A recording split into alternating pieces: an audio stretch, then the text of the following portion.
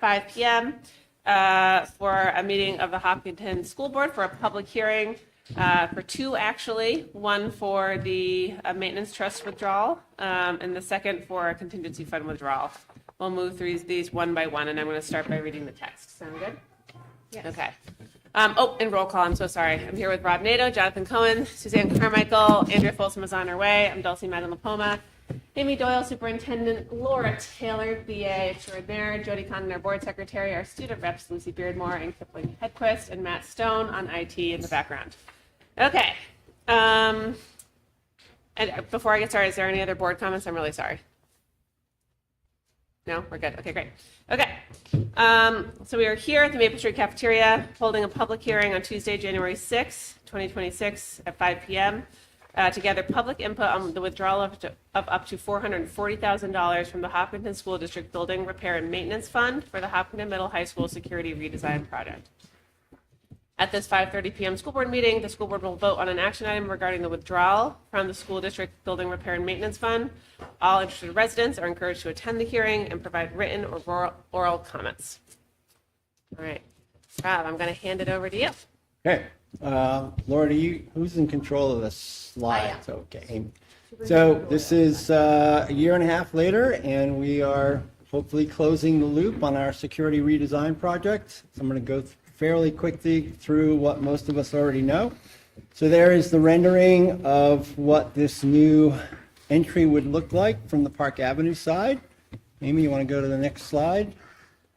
And this is, an update on that timeline. So again, we start in June 2024 with our architect who volunteered his services and did all of the initial work for us. We received those plans. We went through the Safety Security Committee who approved the plan.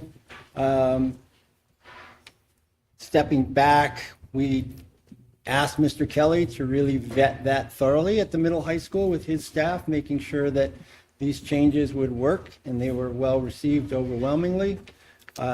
Same was true at the Safety and Security Committee, and then they moved it on to the school board for a vote. We put forward some money that summer to do some extra work. We spent $1,800, I believe, on some external engineering just to make sure there was nothing buried there that we didn't know was buried there.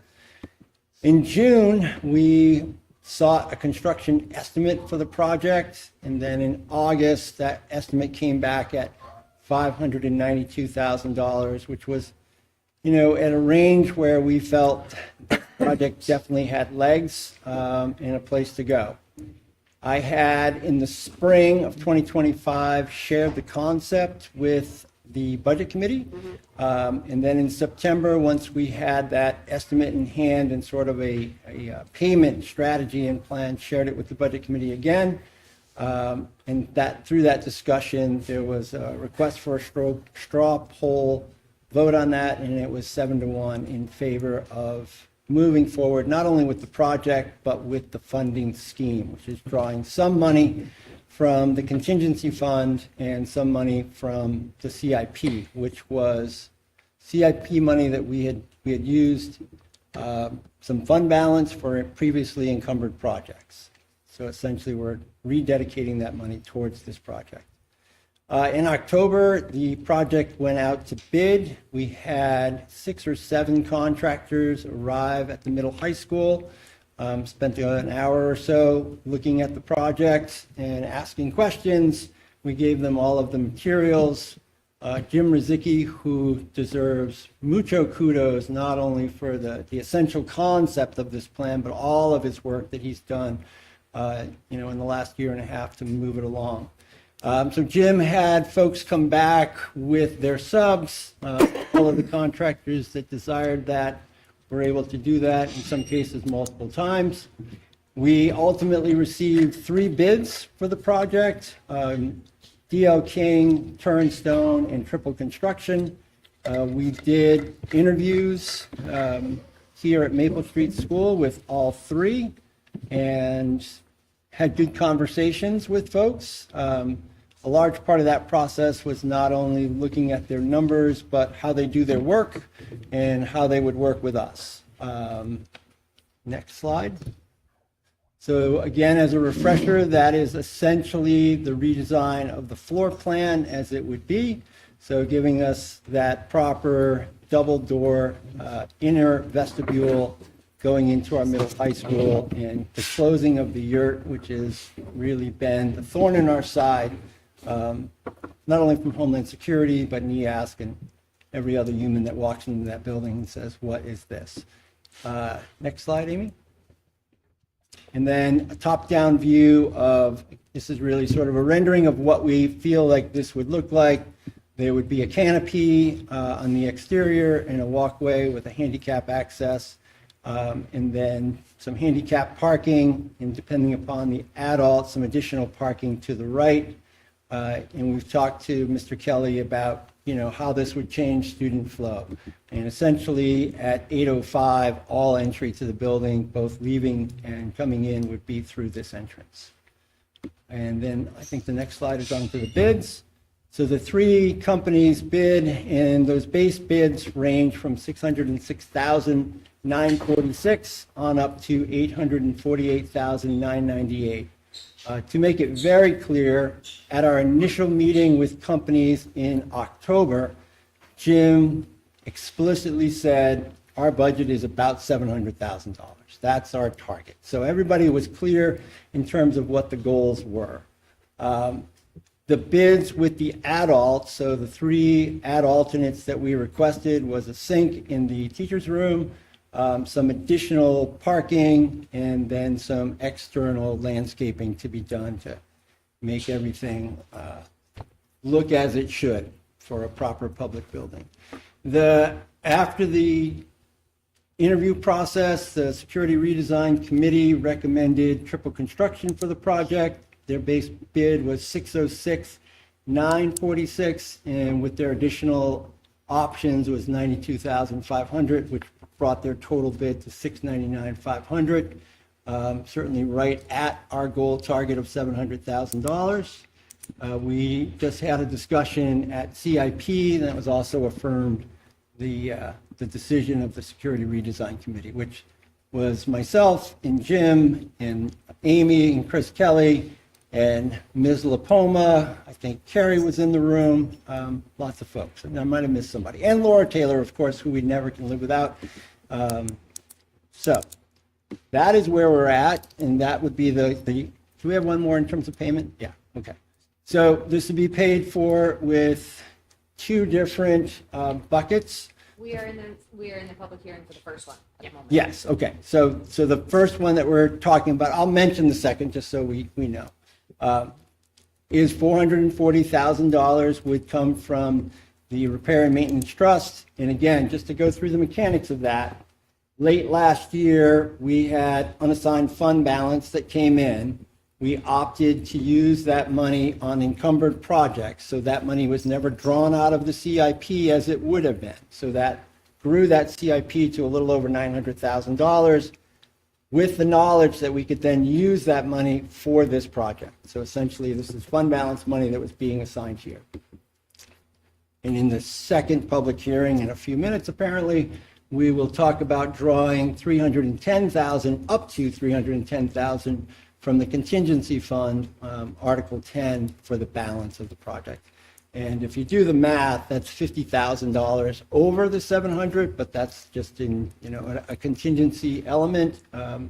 In speaking with the contractor, I would be very surprised if we broke through that $700,000 ceiling. Any questions from the board? When was the first Homeland Security audit done? Because I know that was a few years ago. 2022, I believe. Okay. That's the date. And so we've been talking about this since then, and we've ticked off some of the other items like security cameras, double entrance at Harold Martin, Yeah. double vested, like a double entrance here, but we don't have a secure view entrance at the middle high school, right? We do have a double entry in the yurt. It just passes into a Right. very large public space. Where there isn't administrator eyes. Correct. Right. Okay. I also think that this was flagged during the last time we had our NEASC. Yeah. Right. Yeah. Correct. Which is- 2015. Sorry. Also, just mentioned CIP just met, and CIP also discussed the bids, and we all voted in the CIP committee to also recommend the triple construction as well, so, for Woodsworth. Other questions from the board?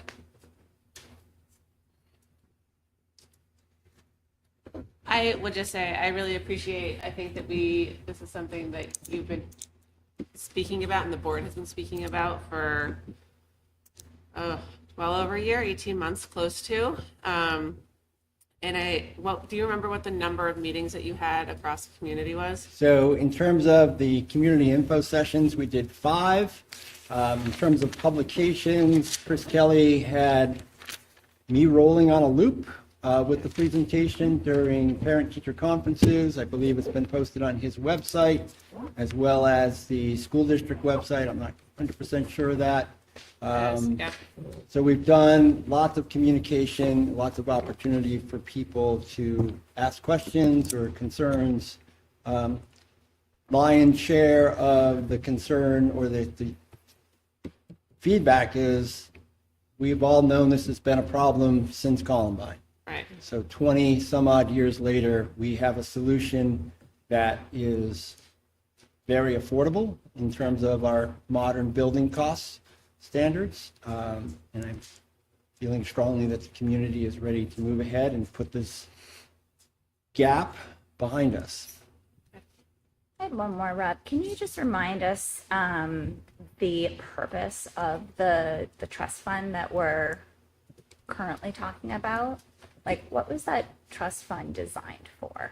So the maintenance trust Yes, fund. the maintenance Yeah, trust. so this is for projects that are over $10,000 in cost that look to, either resolve everything from air handling units to, repaving to, we're going to be talking about a boiler and a conversion to propane at the middle high school. It is a long-term, looking out 10 years. We're actually having a discussion right now at the town CIP committee about how that all works and the machinations and how much money we need. But again, to revisit why that money is coming from CIP, it was that unassigned fund balance that came to fruition late in the year. We had limited choices in terms of what we could do with it, and by using that money for those encumbered projects, it left it in the CIP and available for this project. And I think we had a very clear and open discussion as a board that we were thinking about this when we made that decision to pay for those encumbered projects with that. Okay. Thank you. Any other questions from the board? I was just going to say, Rob, I think I had asked you, because my first inclination was, do we return this to taxpayers? Yes. Like, right, I'm new, so I'm learning Yes. the process. And I had said, like, how much is that going to offset? And I think it was $15 to $20 was the... It would have, at 440, it would be about 30 cents on the tax rate, so 7 cents per 100,000. And again, I think that the concern whenever we, in a particular year, do that, then the next year, if you don't have the funds to replace that, it creates an uptick the following year. So you see a drop, and then you're going to see a kick up. And my personal goal on the board has been trying to use that contingency fund in a way, and I think if you look over the last few years, we've reduced our reliance on fund balances revenue, but we've increased our reliance on the contingency fund. So the contingency fund becomes the conduit for using that as revenue. It is predictable. Again, in my view, you should always have enough in that contingency fund so that you're not only using the revenue for this year, but there's enough left for the following year. That predictability is in place. We're one cycle ahead. Thank you. Any other questions? I would just add one thing for the sink in the teacher's room. I think that's in the parking. I think, but especially the sink in the teacher's room, I think it's a really important thing for an add-on.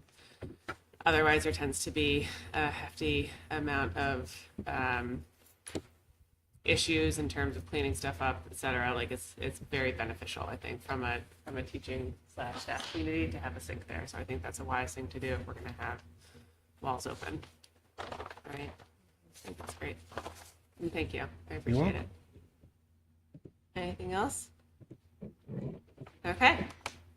We're going to move to public comment for this, then we'll talk about the next public hearing, public comment, close it out, all right? We are in the first public hearing for the withdrawal from the Maintenance Trust Fund. If you'd like to come up, please state your name, address, and I ask that you keep it to 3 minutes.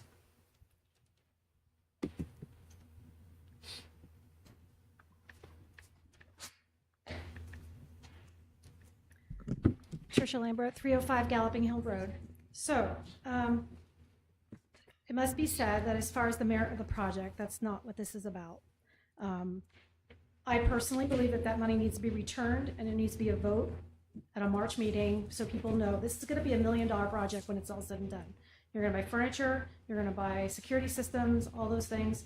It's going to be that much. And $1 million project, I think the people have the right to vote on that. The second concern has been my concern from the beginning. You're going to award it to Triple. Triple was the group or the company that provided the engineer's estimate, which, by the way, came in within $500 of the total amount, when clearly the others were higher, because that's probably what it actually costs. When it's all said and done, there'll be change orders, some with money, some without, increase, decrease. I suspect that it's probably going to go up a bit based on what's currently happening in the market. It's for construction. To be within $500 of the price, they had lots of time with the people in charge of this project to get to their subs, to get those numbers, which was the 592, I believe, and now miraculously it comes in right under that threshold where the others did not. For those companies, I would consider a protest. And that is very standard in the construction industry. So I am against this for that reason, and I think the money should have in the very beginning been returned. And to look at the security as a whole, I think that this is a part of the problem. Who knows? I wasn't here in '99, but that yurt was probably built maybe the same way, and now suddenly it's not good enough. So I would rather like to see a comprehensive plan and it go back to this money go back, and then let's vote on it. Thank you. Thank you. Just a point of clarification, the difference in the Triple estimate in their base bid was $15,000, not $500. $606,000, they came in at $592 for the rest. The total project is just under $500, which is the add-ons. I thought you were referring to the base bid.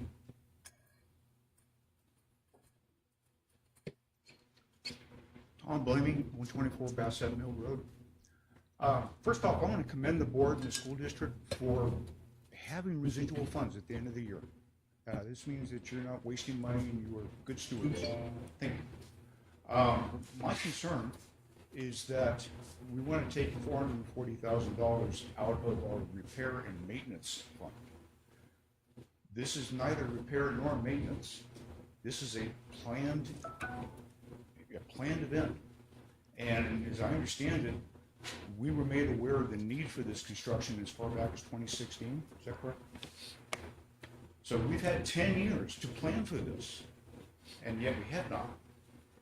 And if we take $440,000 out of our repair and maintenance fund, which is really intended for the roof collapses from a snow load, something catastrophic happens with the heating system, that's what that money is for, an unplanned event.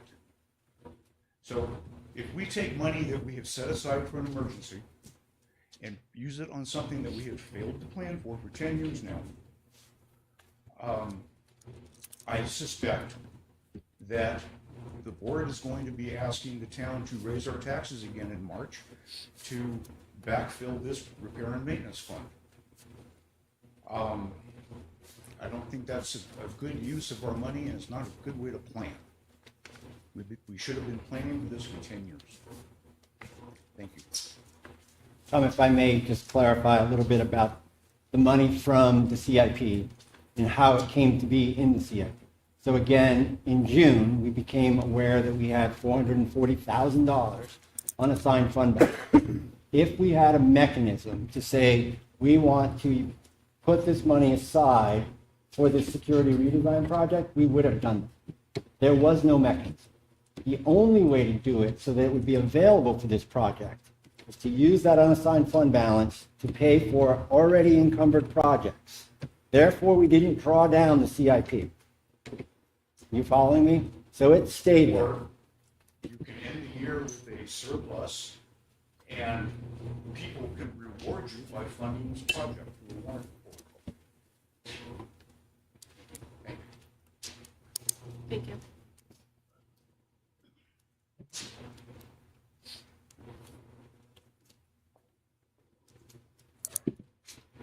Evening, everyone. Lauren Clement, 86 Maple Street. I've been following this from the get-go, been to watching it 4 times here when it was originally presented, at the Budget Committee, at the auditorium, and at a GOP meeting. And I've thought about this probably more than most people in town. And the one thing that I initially felt is still consistent, and it's that this should be a warrant article. This $750,000 project's no small chump change. All of the funds that are funding this truly came out of operational expense, and that's where the legislative body, stakeholders, appropriated those funds. We're now shuffling them, whichever way it came about, to a capital project. And here we are drawing off 2 different trust funds. The maintenance trust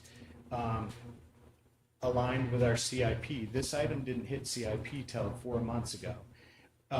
At last annual meeting or the one before, never was this project presented as a CIP item. It was not in the maintenance trust. And to me, this feels like a misappropriation of funds.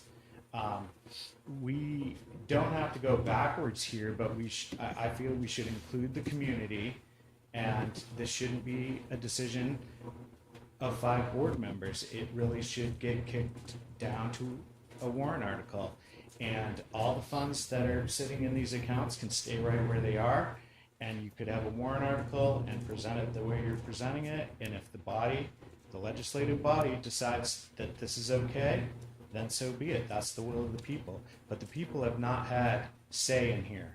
You guys garnished the funds at year end. I was here, and it's now we did the presentation to the public the best you could with your abilities, and I do want to say thank you for all the work that's gone in here. I'm not recognizing this. I just don't want to get timed out. I appreciate your father-in-law and all the work that's gone in here, and I don't feel that this is a bad plan. $750,000, how much was the operating increase last year for the budget we're in? It was less than $750,000. This is a huge chunk of change. And if you 5 board members are comfortable signing up for that on your own accord and not kicking this to the community, I know my answer. I wouldn't want to do that. And I don't think pushing the pause button and moving this to a warrant, I think we still have time to do it, and letting more people speak and getting that validation from the body would be the appropriate means to move forward. So I am requesting that you vote no on this. Thank you. Thanks, Lauren.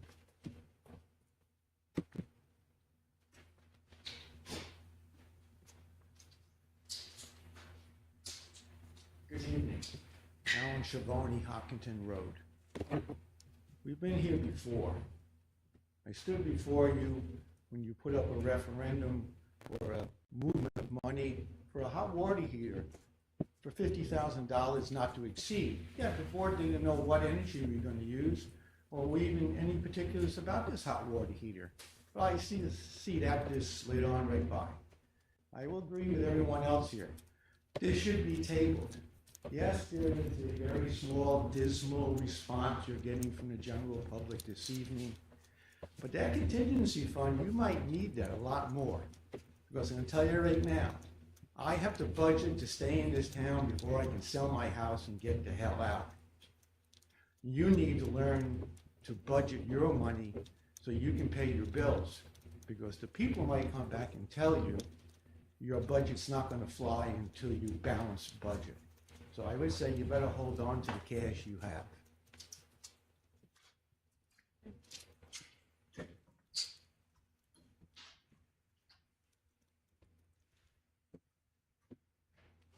Any other comments?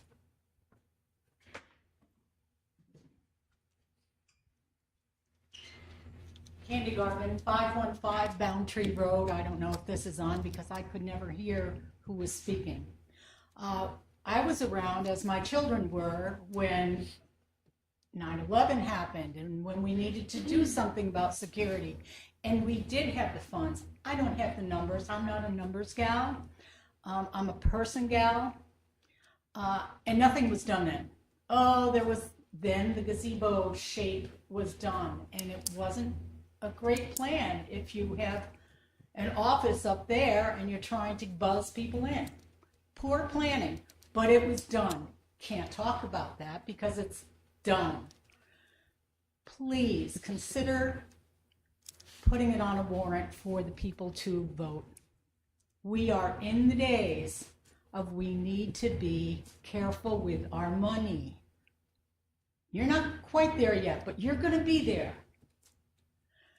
Let's teach our kids about budgeting and don't have the burden on 5 board members. Please don't do that. I also think the communication has been really good, and I also appreciate the work that you've done. But, and it's a big one, not enough for the people in Hopkinton, not when our taxes have gone up. And you know what? They're not going down. We know that. They don't go down. Your evaluation goes up, but the tax rate goes down. Come on, we know that. We know what's going to happen. It's not your fault. That's how it is. Let's change. Please put it to the voters. Please. Thank you very much for your considerations. And thank you, Sue.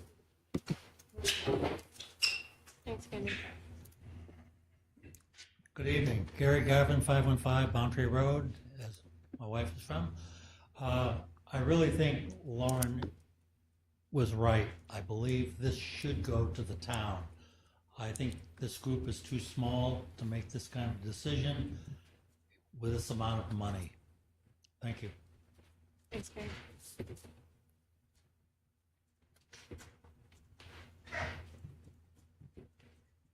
Frances Blamey, 124 Bassett Mill Road. I just wanted to echo the comments of everybody here. I really think this needs to go to a warrant article. Otherwise, it may not be this way, but it feels like the money was stolen from the taxpayers because the opportunity to give it back to us was there and we didn't have a voice in that. So I will cede the rest of my time to Lauren.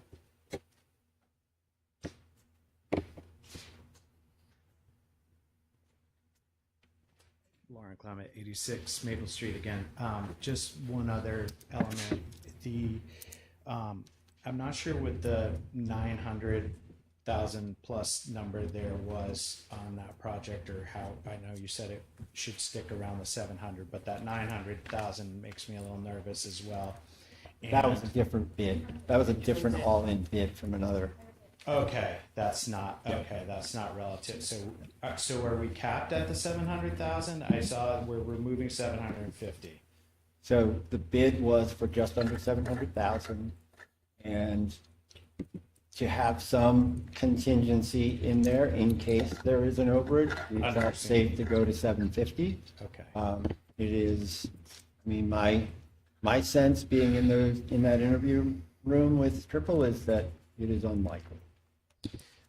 I just have some reservations, as it was said before, is if we burn down this maintenance trust fund, which was really presented for other items, what does that leave us for capital reserves? I mean, our CIPs really seems more like a needs assessment to me, the way the school operates, and as needs come in, some of it is blanked out, but we're not setting aside $10,000 specifically for a roof and $5,000 for a boiler out, and that's, we just are, oh, hey, we have an opportunity to do this project, now we're really hammering on it, and when presented again to the town, it's a capital reserve fund should be reserving these funds, and so I hope you reconsider. And I guess if everybody's finished, I would like to note for the record that 100% of the stakeholders that showed up today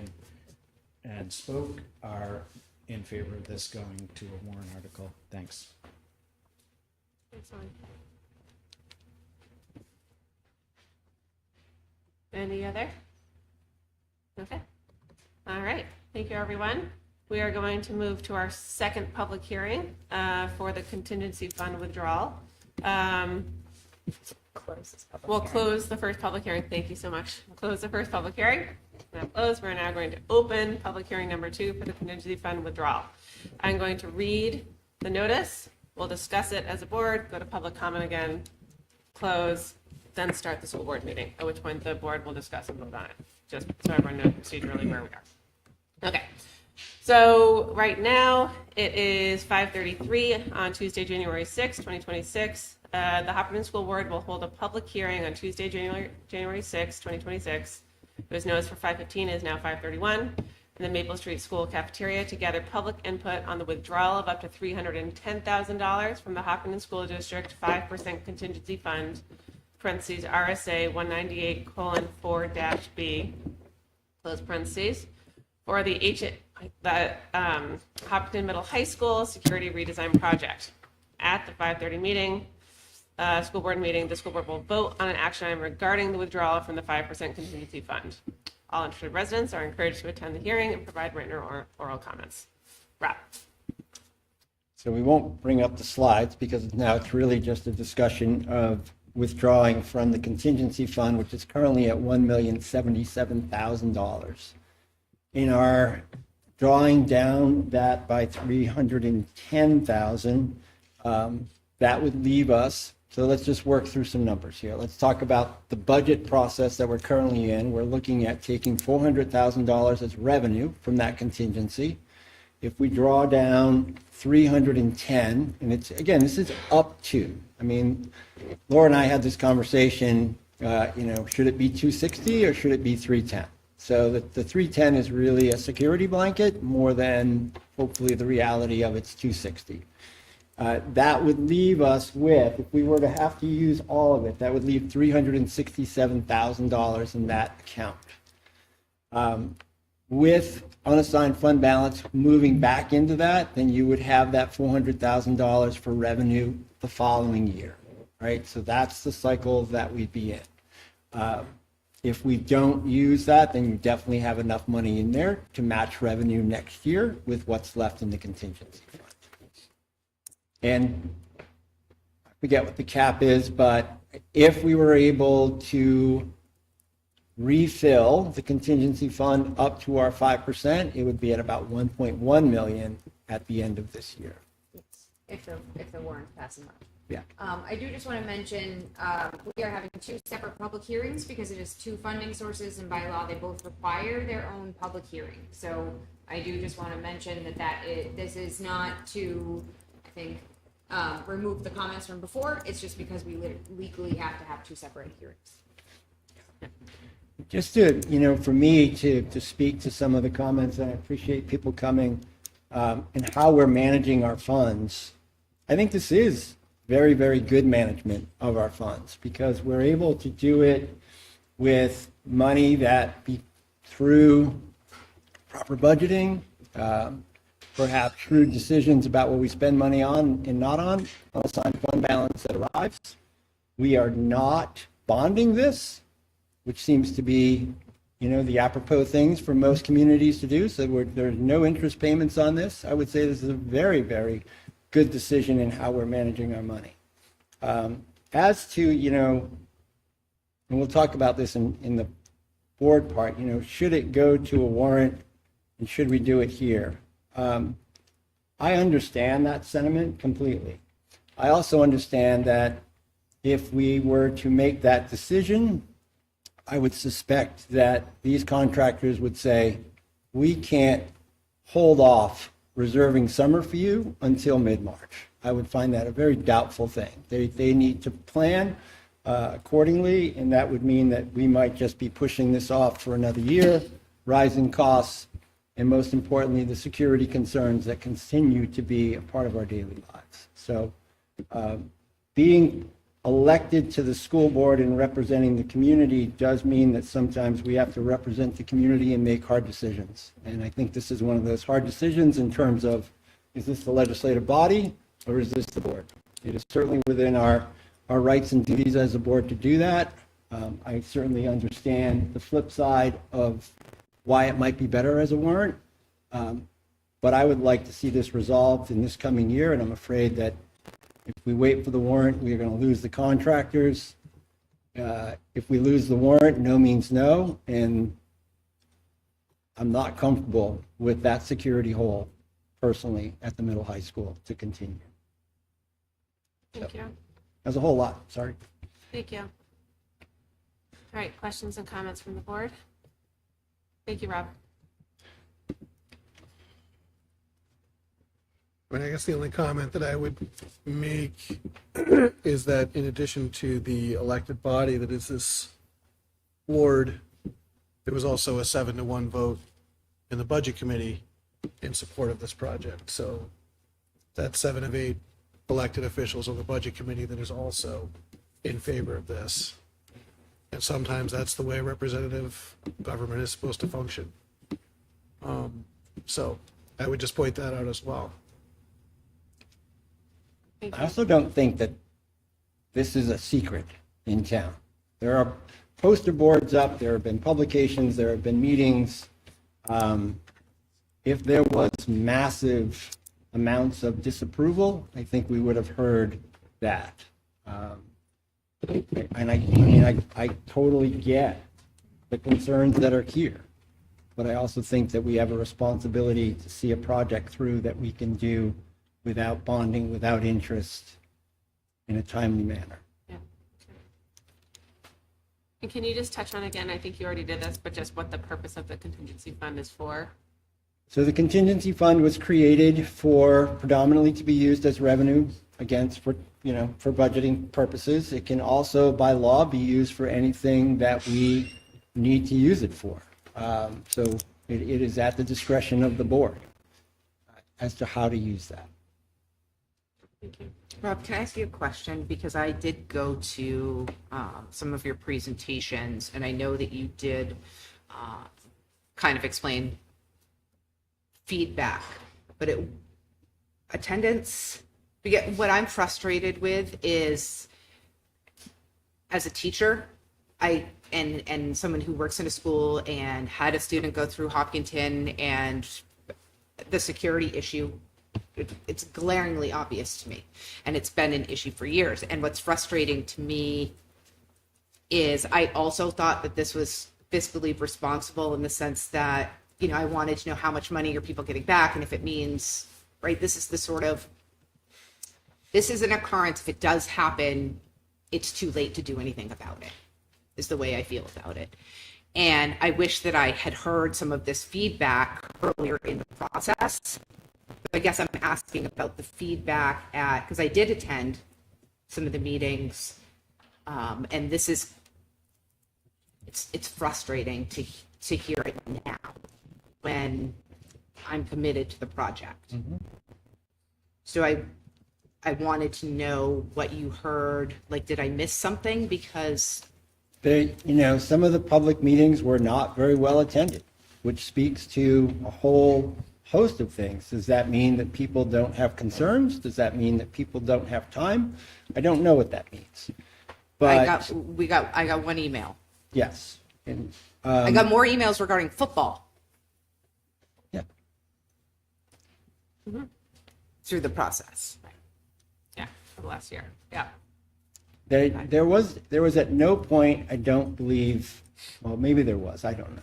Lauren would probably refresh my memory if there was, but there was not a whole lot of people, as everybody has said, that says this is a bad idea. No one is saying this is a bad idea. No, but understanding the process of how it should have gone to it, not Right. should, but like Yeah. the suggestion that as someone, and this is on me, understanding the legality and the process. One of the things in the conversations over the last few months is is the warrant versus the public hearing process, is the reality that we have saved the money. This is what we have done, what the school district has done. We have saved the money. It is available to do this project. We are going to spend $500,000 on that oil tank and propane conversion at the middle high school. We're not going to have that as a warrant article, all right? Should it have been in the CIP years ago?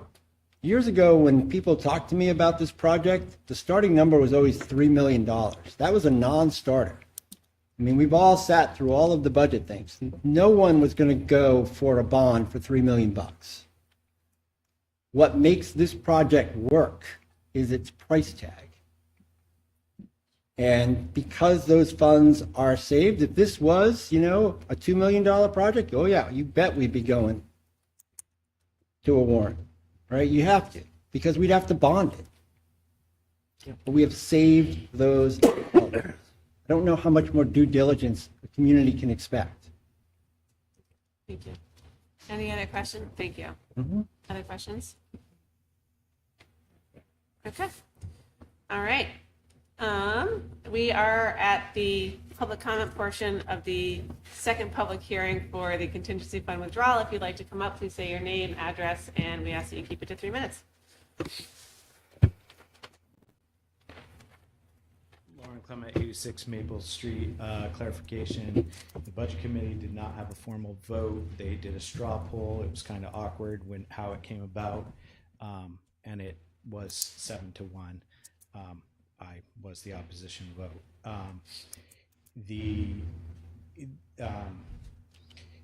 It's not, my understanding is that the district did not save this money. My understanding is that this district requested from the stakeholders a budget, and included in that budget was funding for approximately 5 IAs that were not hireable. And because they were not hired, the district ended up with funding. That is not saving money in my book. That is a consequence of the environment that happened or whatnot. So this wasn't some magical, we pinched here, we pinched there. If all the IAs were in last year, then where would we stand? We'd be probably asking for a warrant article for this. So I think that's a misrepresentation of what, it's not savings. Also, on this point of coming out of Article 10, or the contingency fund, my understanding is the primary, and I was trying to find, superintendent has added definitions of this into the glossary, and I couldn't find the glossary on the district website. It disappeared on me somewhere. But I read the contingency fund part, and nowhere in there says we should be funding a capital project. It does not, I don't believe that's what's outlined in there. And the contingency fund is there for hiccups, emergencies. This, you're talking about this being a capital project. I don't feel we should be using Article 10 for this either. But again, if you put it to the people and the will of the people say so, then so be it. That's what I have to say. Thanks, Lauren.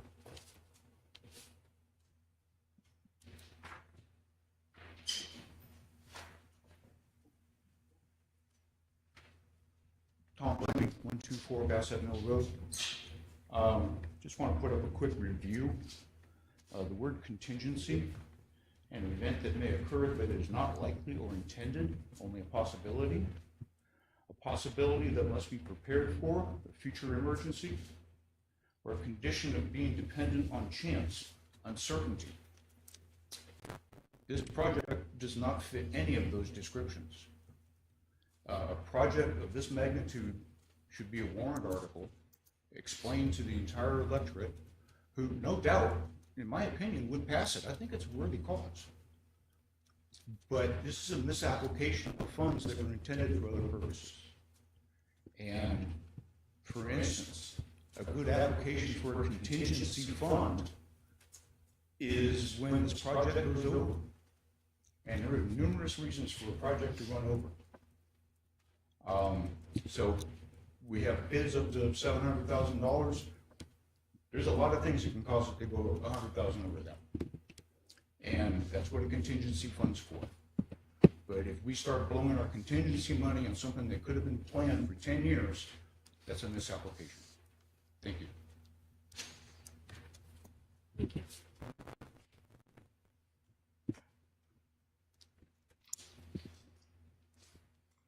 Alan Shavani, Hopkinton Road. I was in facilities maintenance for over 40 years and 18 years as a manager, and as the gentleman just said now, I've never seen a project fall within its numbers. There's always cost overruns, there's always changes. So $50,000 might be only a drop in the bucket. So yes, the definition of a contingency is, and I agree, what if? You're not covering your what ifs. Also, and Laura, I'll throw you under the bus here a little bit, but when that front entrance that was presently built, 20 years ago maybe?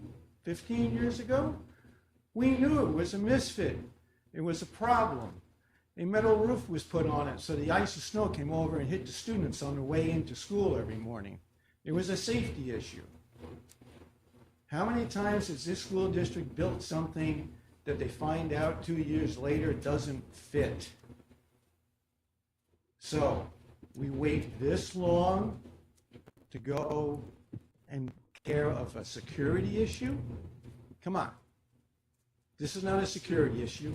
You're taking funds that you think are surplus and you decide you're going to use them before anything else can happen. Please, no. This belongs to the people. And you say, well, we have a small, very poor group of people to turn out. Look at the amount of people that turn out for your school board meeting for your annual budget. It's only a third, maybe a half sometimes, of the entire population of the town. You're not getting the town involved. Oh, you put it to a vote, we're on a ballot. Might be a different story. So please, consider the town's people. And consider if this was really a safety issue, it should have been fixed 20 years ago.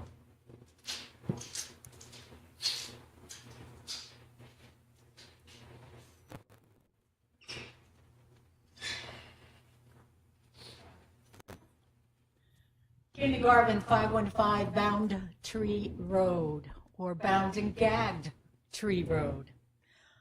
Yes, it should have been, but it wasn't. Shoulda, woulda, coulda. Kind of like insurance, isn't it? Like insurance. And insurance is often fueled by fear. What is our worst fear? Is having our kids hurt, having our staff hurt, period. That being said, you will get the vote at a warrant meeting. You will. I know that. You know that. Don't take it upon 5 people to do this. That incurs more distrust in how you're using our money that has been voted in. Do I think we need it? Yeah.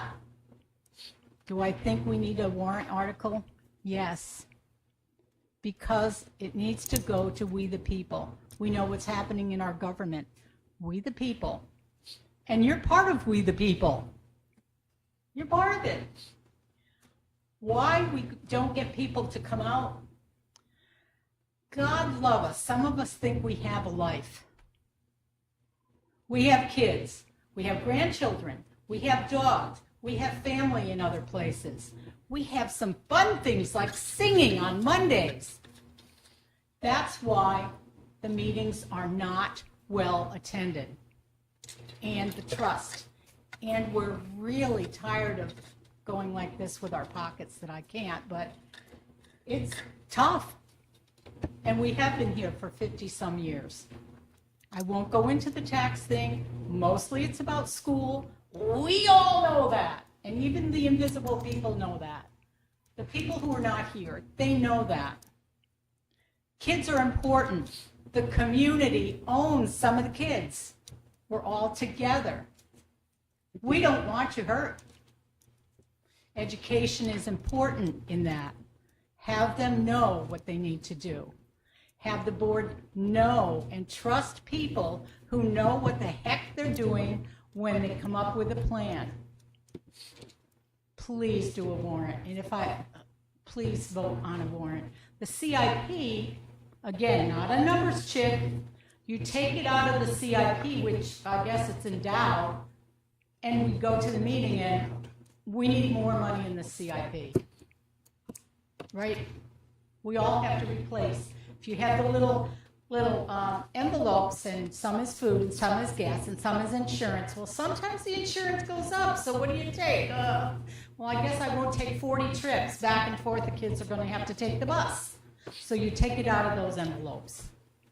And that's not appropriate for a CIP, which is a contingency. Again, goes over, sounds like a contingency to me. Please, and do a great presentation. Make sure your public speaking skills are right there. I'm up. Thank you. Thank you, Candy. Welcome. Frances Blamey, 124 Bassett Mill Road. I think it's important to know that just because there's not a lot of people here doesn't mean that there hasn't been a lot of discussion about this, whether it's at the coffee shop or on the street or even on social media.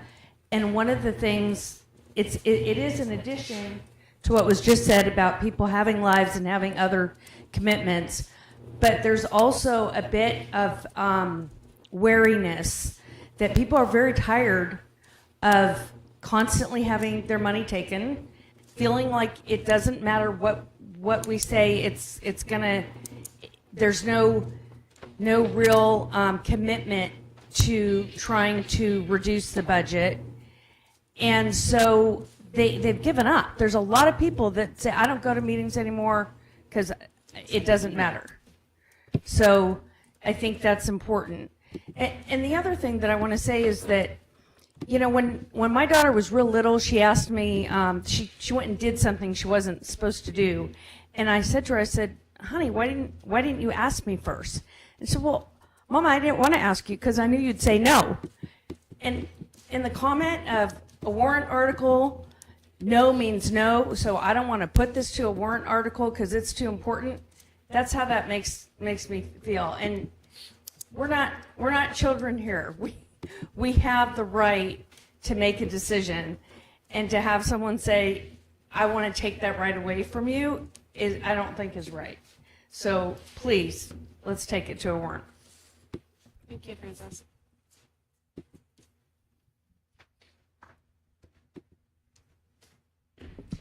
Tricia Lambert, 305 Galloping Hill Road.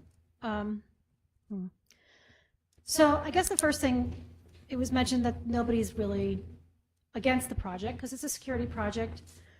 My concern is, and I've said this, I went to 2 of Rob's meetings, is that you're kind of putting a fancy face on the front, and that might be necessary, like to have that entrance. I think all the schools do that, and it matches Homeland Security's wants, likes, those types of things. But you got the whole back end hanging out. And I think several people, I think at the last one I went to at the Schlesser Center said, well, I just walked right in. And I know that hurts because I think there's people that have worked on that, but it's still broke. So you're going to put this fancy lipstick on a pig. Like we have this wonderful new security pass, but you can still, at times of the day, depending on where it's weakest, walk through the back. And if you don't think that people know that, they absolutely know that, especially if they're someone on the inside. So you're spending this money, but you have not fixed the problem. That's the first thing. And I think that if you go to a warrant article with a plan, and we were told we can't discuss certain security things, nobody wants those details, but we want to know that this is the protocol to enter this building. And that has not been addressed here. Only that entrance, because, well, we had, and I went to the first one, and I asked about the construction estimate, and they said, well, it's triple. And usually you had $16,000 you could have done and got a construction estimate from a consultant that would have given you a realistic figure. But instead, you got a number that comes back from triple, you're gonna hire triple, and it's, amazingly the number you want. That is so sticky. I'm using a nice word. It's sticky. And so that tells me we just want this project at all costs, but yet the back end of this building is still quite not secure. It's a step in the right direction. If you go to a warrant article, you can have at least that prepared for people to hear and have, as Candy said, that nice presentation that says, here's how we're going to do it, and here's how the steps we're going to do it. And Mr. Blamey left, he talked about planning, he had 10 years. So I just think this whole thing has come about in a very wrong way. It puts a terrible taste in people's mouth. If you think it's just these people here, you really are deaf to what's being said in the public. Go ahead. My response to that, Trish, is how do I know if we don't? You don't have to come, but if you don't communicate, People are fearful to tell anything, especially if children in school. That's a fact. and that's fair. But recognize that, like, this is my first go round, right? I appreciate that. And I get one email. And so I'm trying to represent the voices that I hear. That's But very when clear to us. I get one email, this- and all then, those so I have presentations- like 6 people here and it's great, but like I'm committed to a project and then I hear 6 people saying, Well, you know, we've been saying it. I mean, right. We've been saying some things. yes, But just, it's what a Yes. standard. but you know what I mean? Like if I open my inbox and there's 32 emails, that's a different scenario. Well, we had 30 people in here for COVID, and you still put masks on kids. So it doesn't. I didn't really, put mask on not you, anybody. Not you. We not gotta you. say Listen, focus on this all I topic. want to say is that those presentations were done in December before holidays. I mean, Congress passes all the greatest stuff in December, right before Christmas.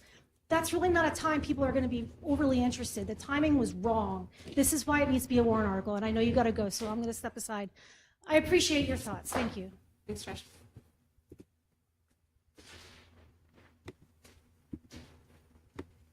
Any other comments?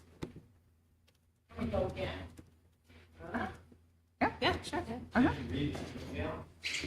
The public comment. So I don't blame anybody who has come up with these big magic figures. We don't read them out loud. That's how it is. Look at what we have to pay for all of our everyday things. Everything's gone up. Despite what other people in higher positions than we are have said everything's great. Everything's gone up. That being said, thank you, but please put it in a warrant. I think you'll be happier with it. It won't be on your shoulders. It won't be on your shoulders. You don't need that. I know you're making the big bucks doing this. You know, big, huge monopoly money. Rob has put half of his life since retirement into these kinds of things. And I thank you for that. Thank you. Better than our bees did, right? Sure. Anyway, thank you for every minute you have it. And don't forget to do your homework. Thank you. Used to never forget to do their homework. They're rock stars. Thank you. A couple points of clarification for the board. So the rear entrance was discussed. at the forums in terms of student movement. We continue to have those conversations with Chris Kelly, principal of the middle high school.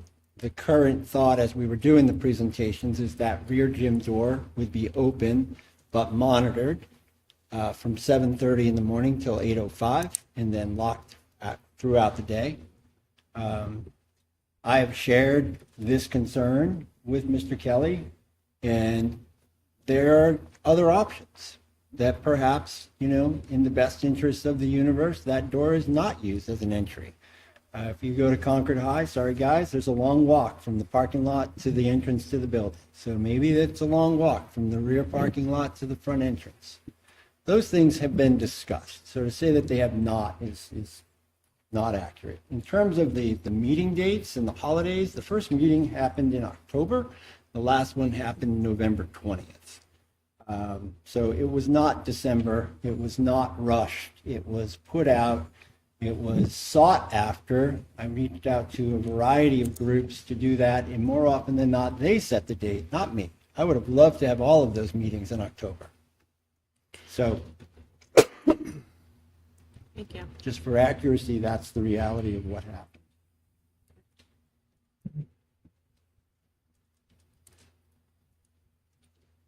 Okay.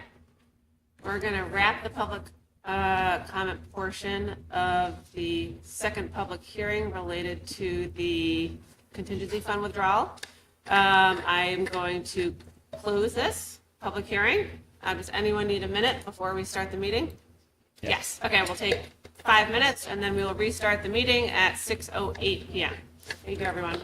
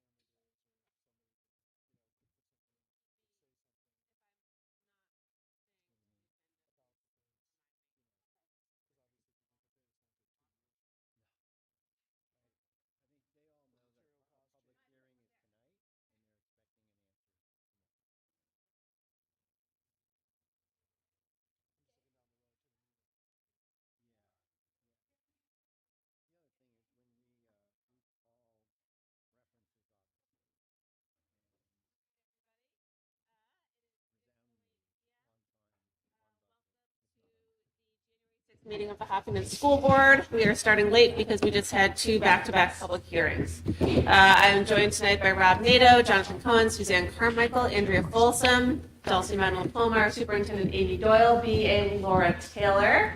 Jody Condon is out and about somewhere. Will return momentarily. Our board secretary, Lucy Beardmore and Kathleen Hedquist, our student reps, and Matt Stone in the back there running tech. If everyone would please stand and rise for the Pledge of Allegiance. I pledge allegiance to the flag of the United States of America and to the republic for which it stands, one nation, under God, indivisible, with liberty and justice for all. Okay.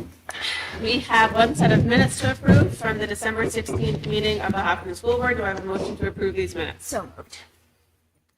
Second. Thank you, guys. Any discussion? As a note, Jody, I might have miscorrected Miss Reese's name from what you had it at to something else, so I need to go back through and look. I might have matched it. So apologies to Miss Reese. Okay, all those in favor of approving the minutes? Aye. Any opposed? Motion carries. All right, we are at our first public comment portion of the evening. There will be a second one at the end. If you would like to comment, please come up, state your name, address, and we ask that you keep it to 3 minutes. Okay, I'm going to take that as a clear. Lucy and Kip, what's shaking in the schools?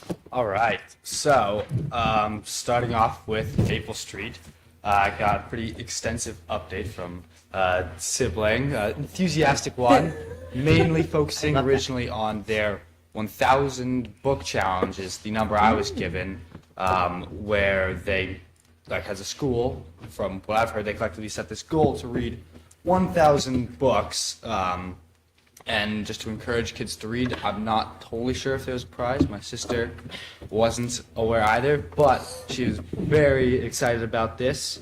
Additionally, there's the getting rid of plastic utensils, which is taking effect throughout the high schools, or throughout the schools. And then lastly, she was just talking about the waste warriors, similar to like what the EAC has done at the high school, where these middle schoolers, do you consider them middle schoolers? Maple Streeters. Maple Streeters, got it.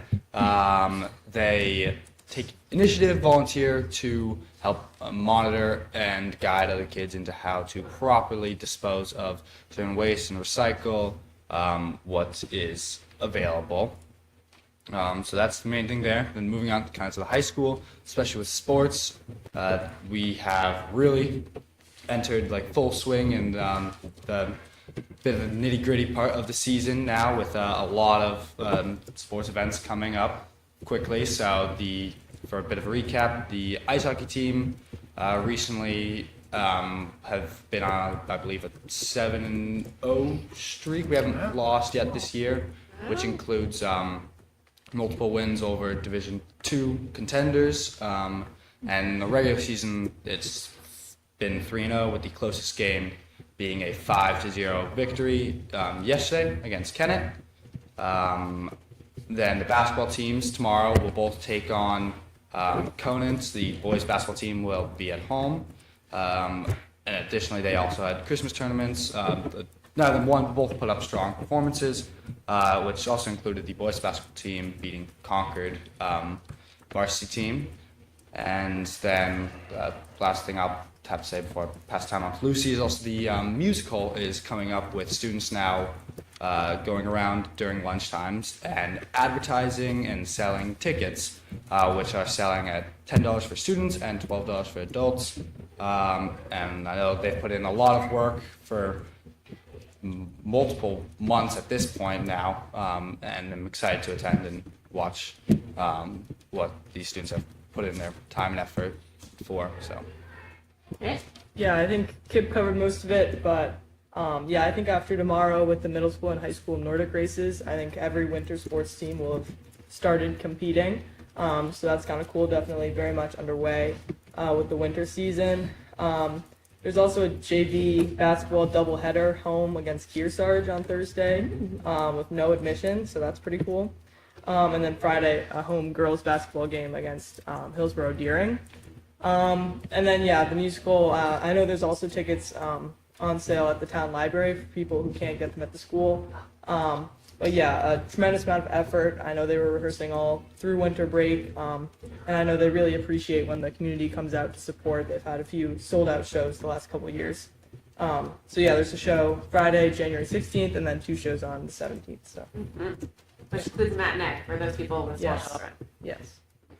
Yeah, and last thing too, just the general response to coming back from break, I felt has been pretty solid. There's been like a little bit people like being slow and not quite adjusted to the new sleep schedule or regiments or whatever. But so far, I haven't seen or heard any major like disturbances or grievances with any of that. So it's been, especially with the nice 2 weeks, it's It definitely. might have just been too long. Yeah. People got a little too used to it. But Yeah, I get it, you know. it's been pretty solid so far. So. That's great. Okay, cool. Thanks, guys. Any questions for our students? I love the 1,000 book challenge. Yeah, that's Sounds great. amazing. And we're moving to reusable serveware, silverware at all the schools. Not just industry, but also here, which is terrific. Should reduce our hauling fees a bit, which is great. Anything else? Okay. Thanks, guys. Appreciate it. Moving on, any board comments for anyone sitting at the table tonight?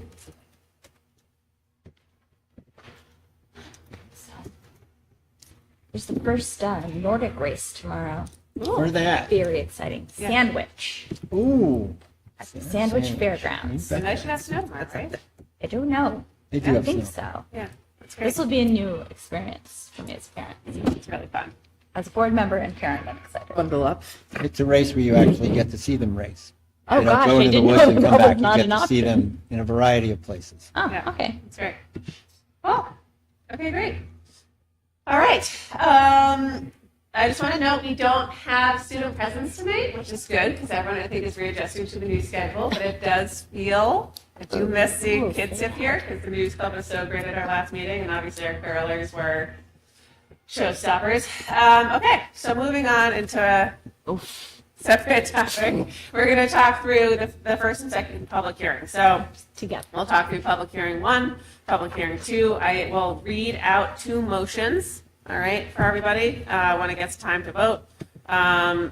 Or maybe do we want me to read the motions, then we can have discussion, and then we can vote on each one as we go through? Does that sound like a good plan? Okay, 1 second. Let me just make sure I have the right language.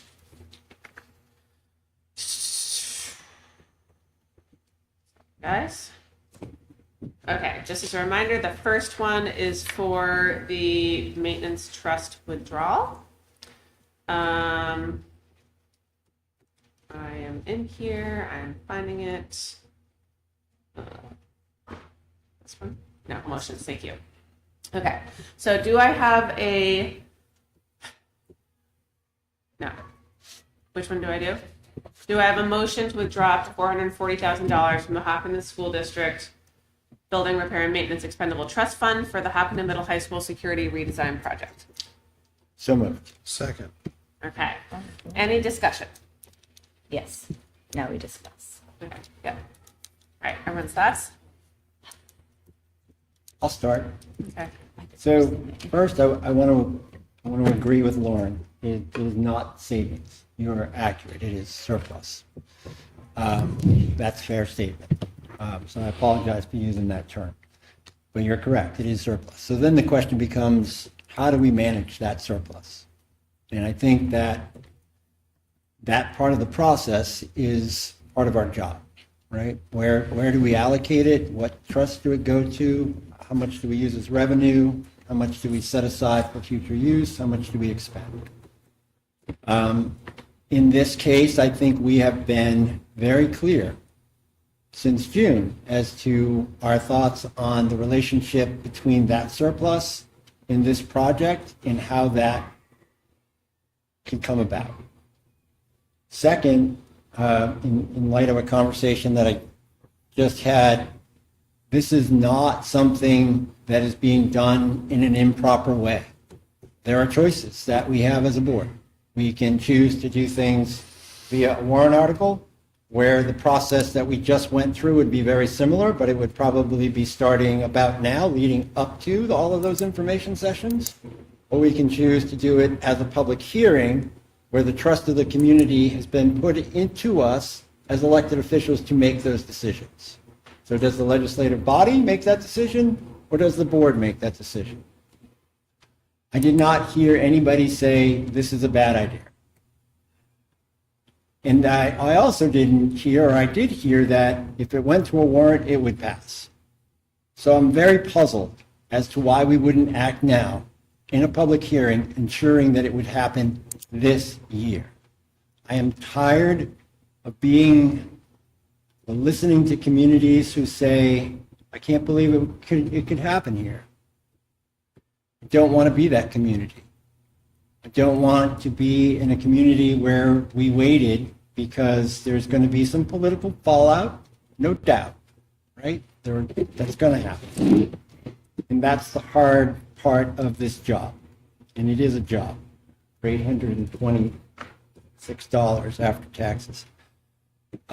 So I hope that the board can see that and continues to support the project as presented and the withdrawal of these funds. Thank you. Jonathan, Suzanne, Andrea? Kelsey. Oh, I'm happy to go.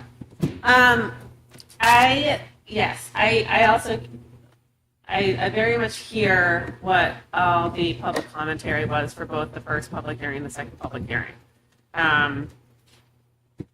I am hugely in favor of engaging the will of the voters. I did go and look at the K through 12 school shooting database, and school shootings over the last 5 years are up 3x from the 5-year period prior. So starting in either 2020 or 2021, 2020 to 2025. That's a 3x increase, going from almost 1,500 up from 469 over the same 5-year period. I don't know. I know that it is, every time it happens, it is incredibly hard, not just for students and also for the staff everywhere who work in education. I think also for people who work in that building. I also really don't know that this is a responsibility that I take really seriously. And should something happen, I don't know what I would do. I do think, given that timeline crunch that we were trying to get this done as quickly as possible, we have done a lot of outreach, a lot of communication. It's been in Susan Covert, it's been in the paper.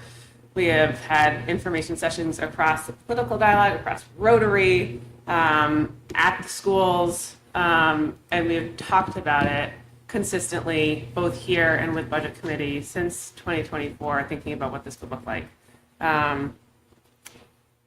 Suzanne, I hear you, and engagement is hard, right? Like last year we died on the hill of engagement around a budget process for like 4 people to come out to an information session.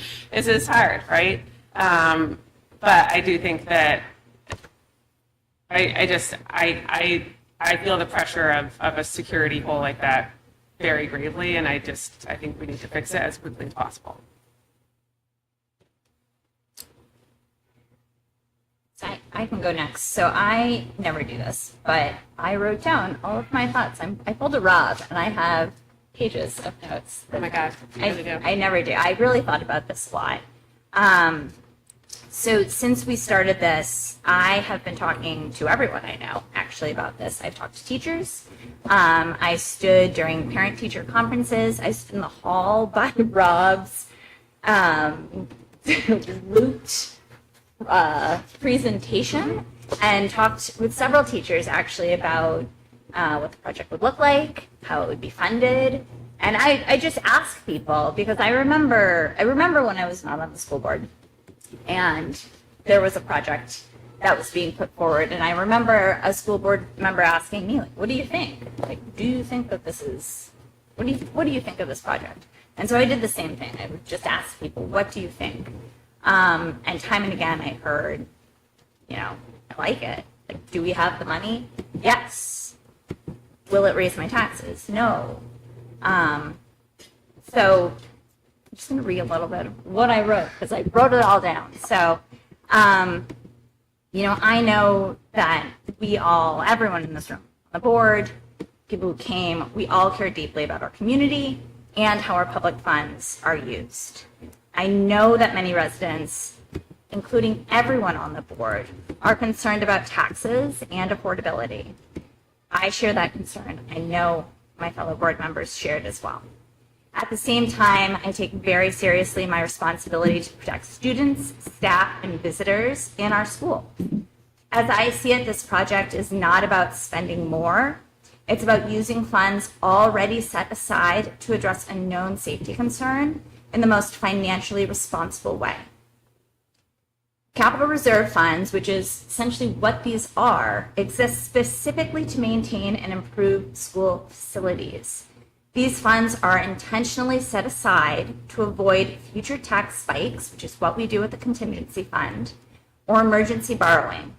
A secure school entrance is exactly the type of safety-related facility need these funds were created to address. Using capital reserves for this project does not increase taxes. Right now, visitors can enter directly into the cafeteria, a crowded student space where I personally have 2 kids who go there every day. And so it's not just hypothetical to me, it's personal.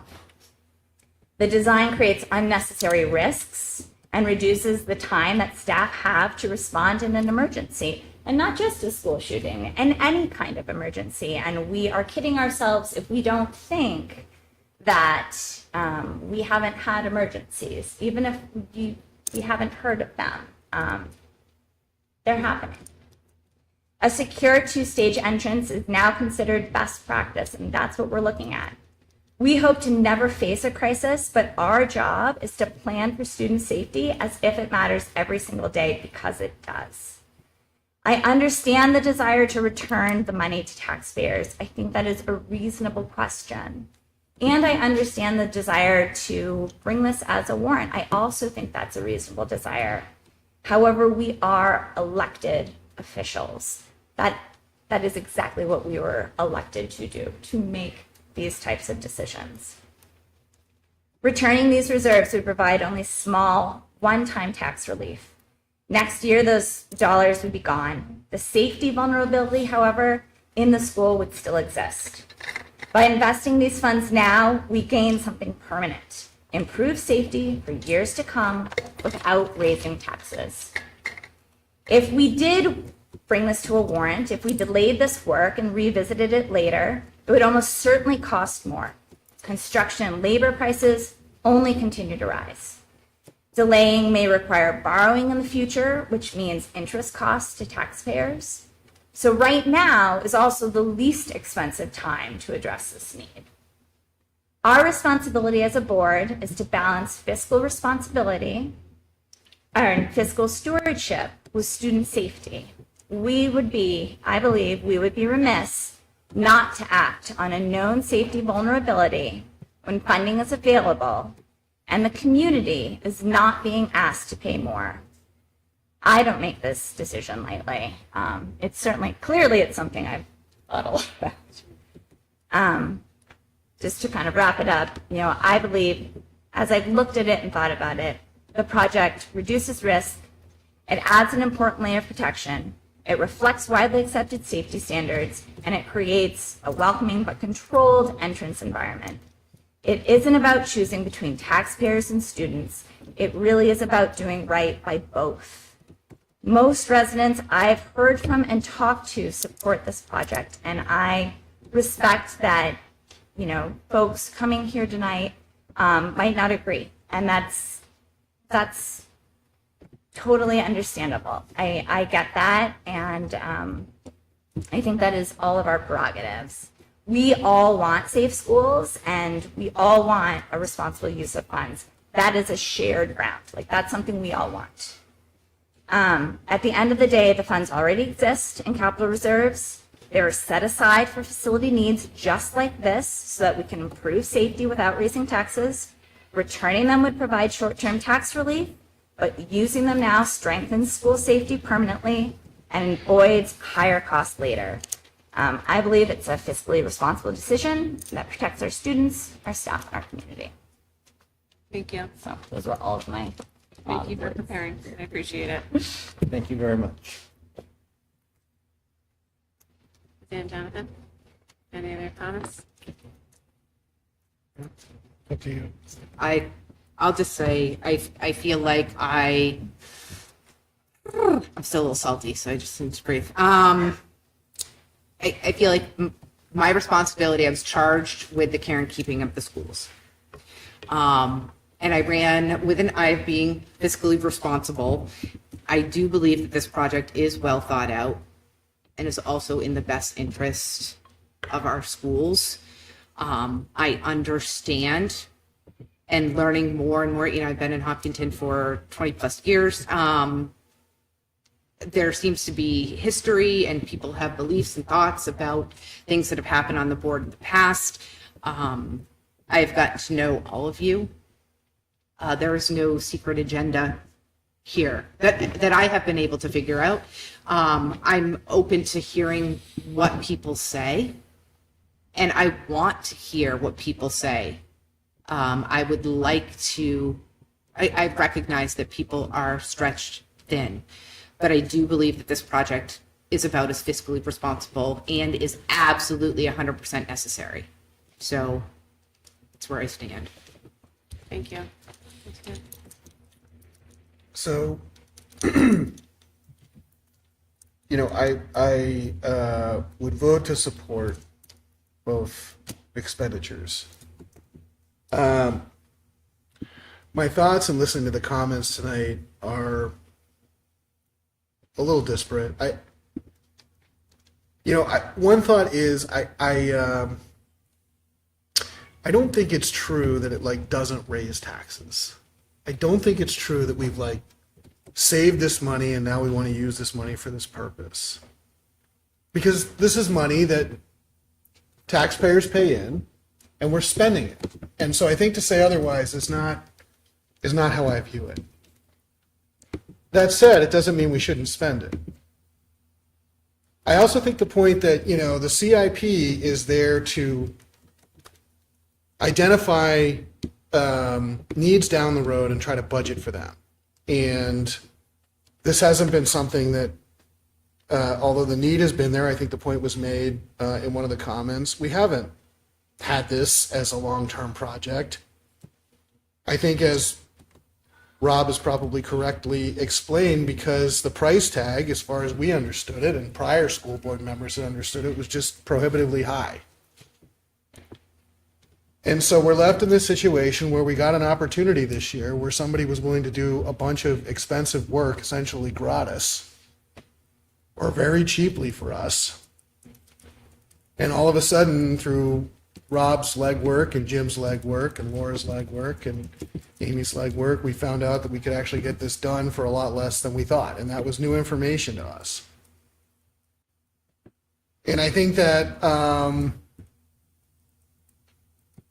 we now have bids on the table to get this done, but I also think that time is of the essence, because it isn't realistic to think that if we string this out, costs just are static and bids just stay there forever, because that's not how it goes. Material costs could change, the economy could change. I think everybody, regardless of their political stripe, is probably wondering what the economy is going to do in the next 6 months, much less the next year. So right now we have the opportunity to strike and to get this job done. And lastly, I think that the reality is that this is something that I think our community supports. And even the people that came to speak all are saying that if we put it on a warrant, it would pass. And everybody that I've talked to doesn't even hesitate to say that this is something that they want. So as an elected official, I think that it's my job to vote to support what I think the voters want. And so that's my thinking in supporting this. Thank you. Okay, that's thoughtful. Any other questions or cross commentary? Okay. Do I have a motion? I think we moved and we, Oh, yeah, and no, we sorry. seconded. Okay, yes, okay. Are all those in favor? Aye. Any opposed? Okay, motion carries. Secondly, do I have a motion to withdraw up to $310,000 from the Hopkinton School District 5% contingency fund, parentheses, per RSA 198:4-B, close parentheses, for the Hopkinton Middle High School security redesign project?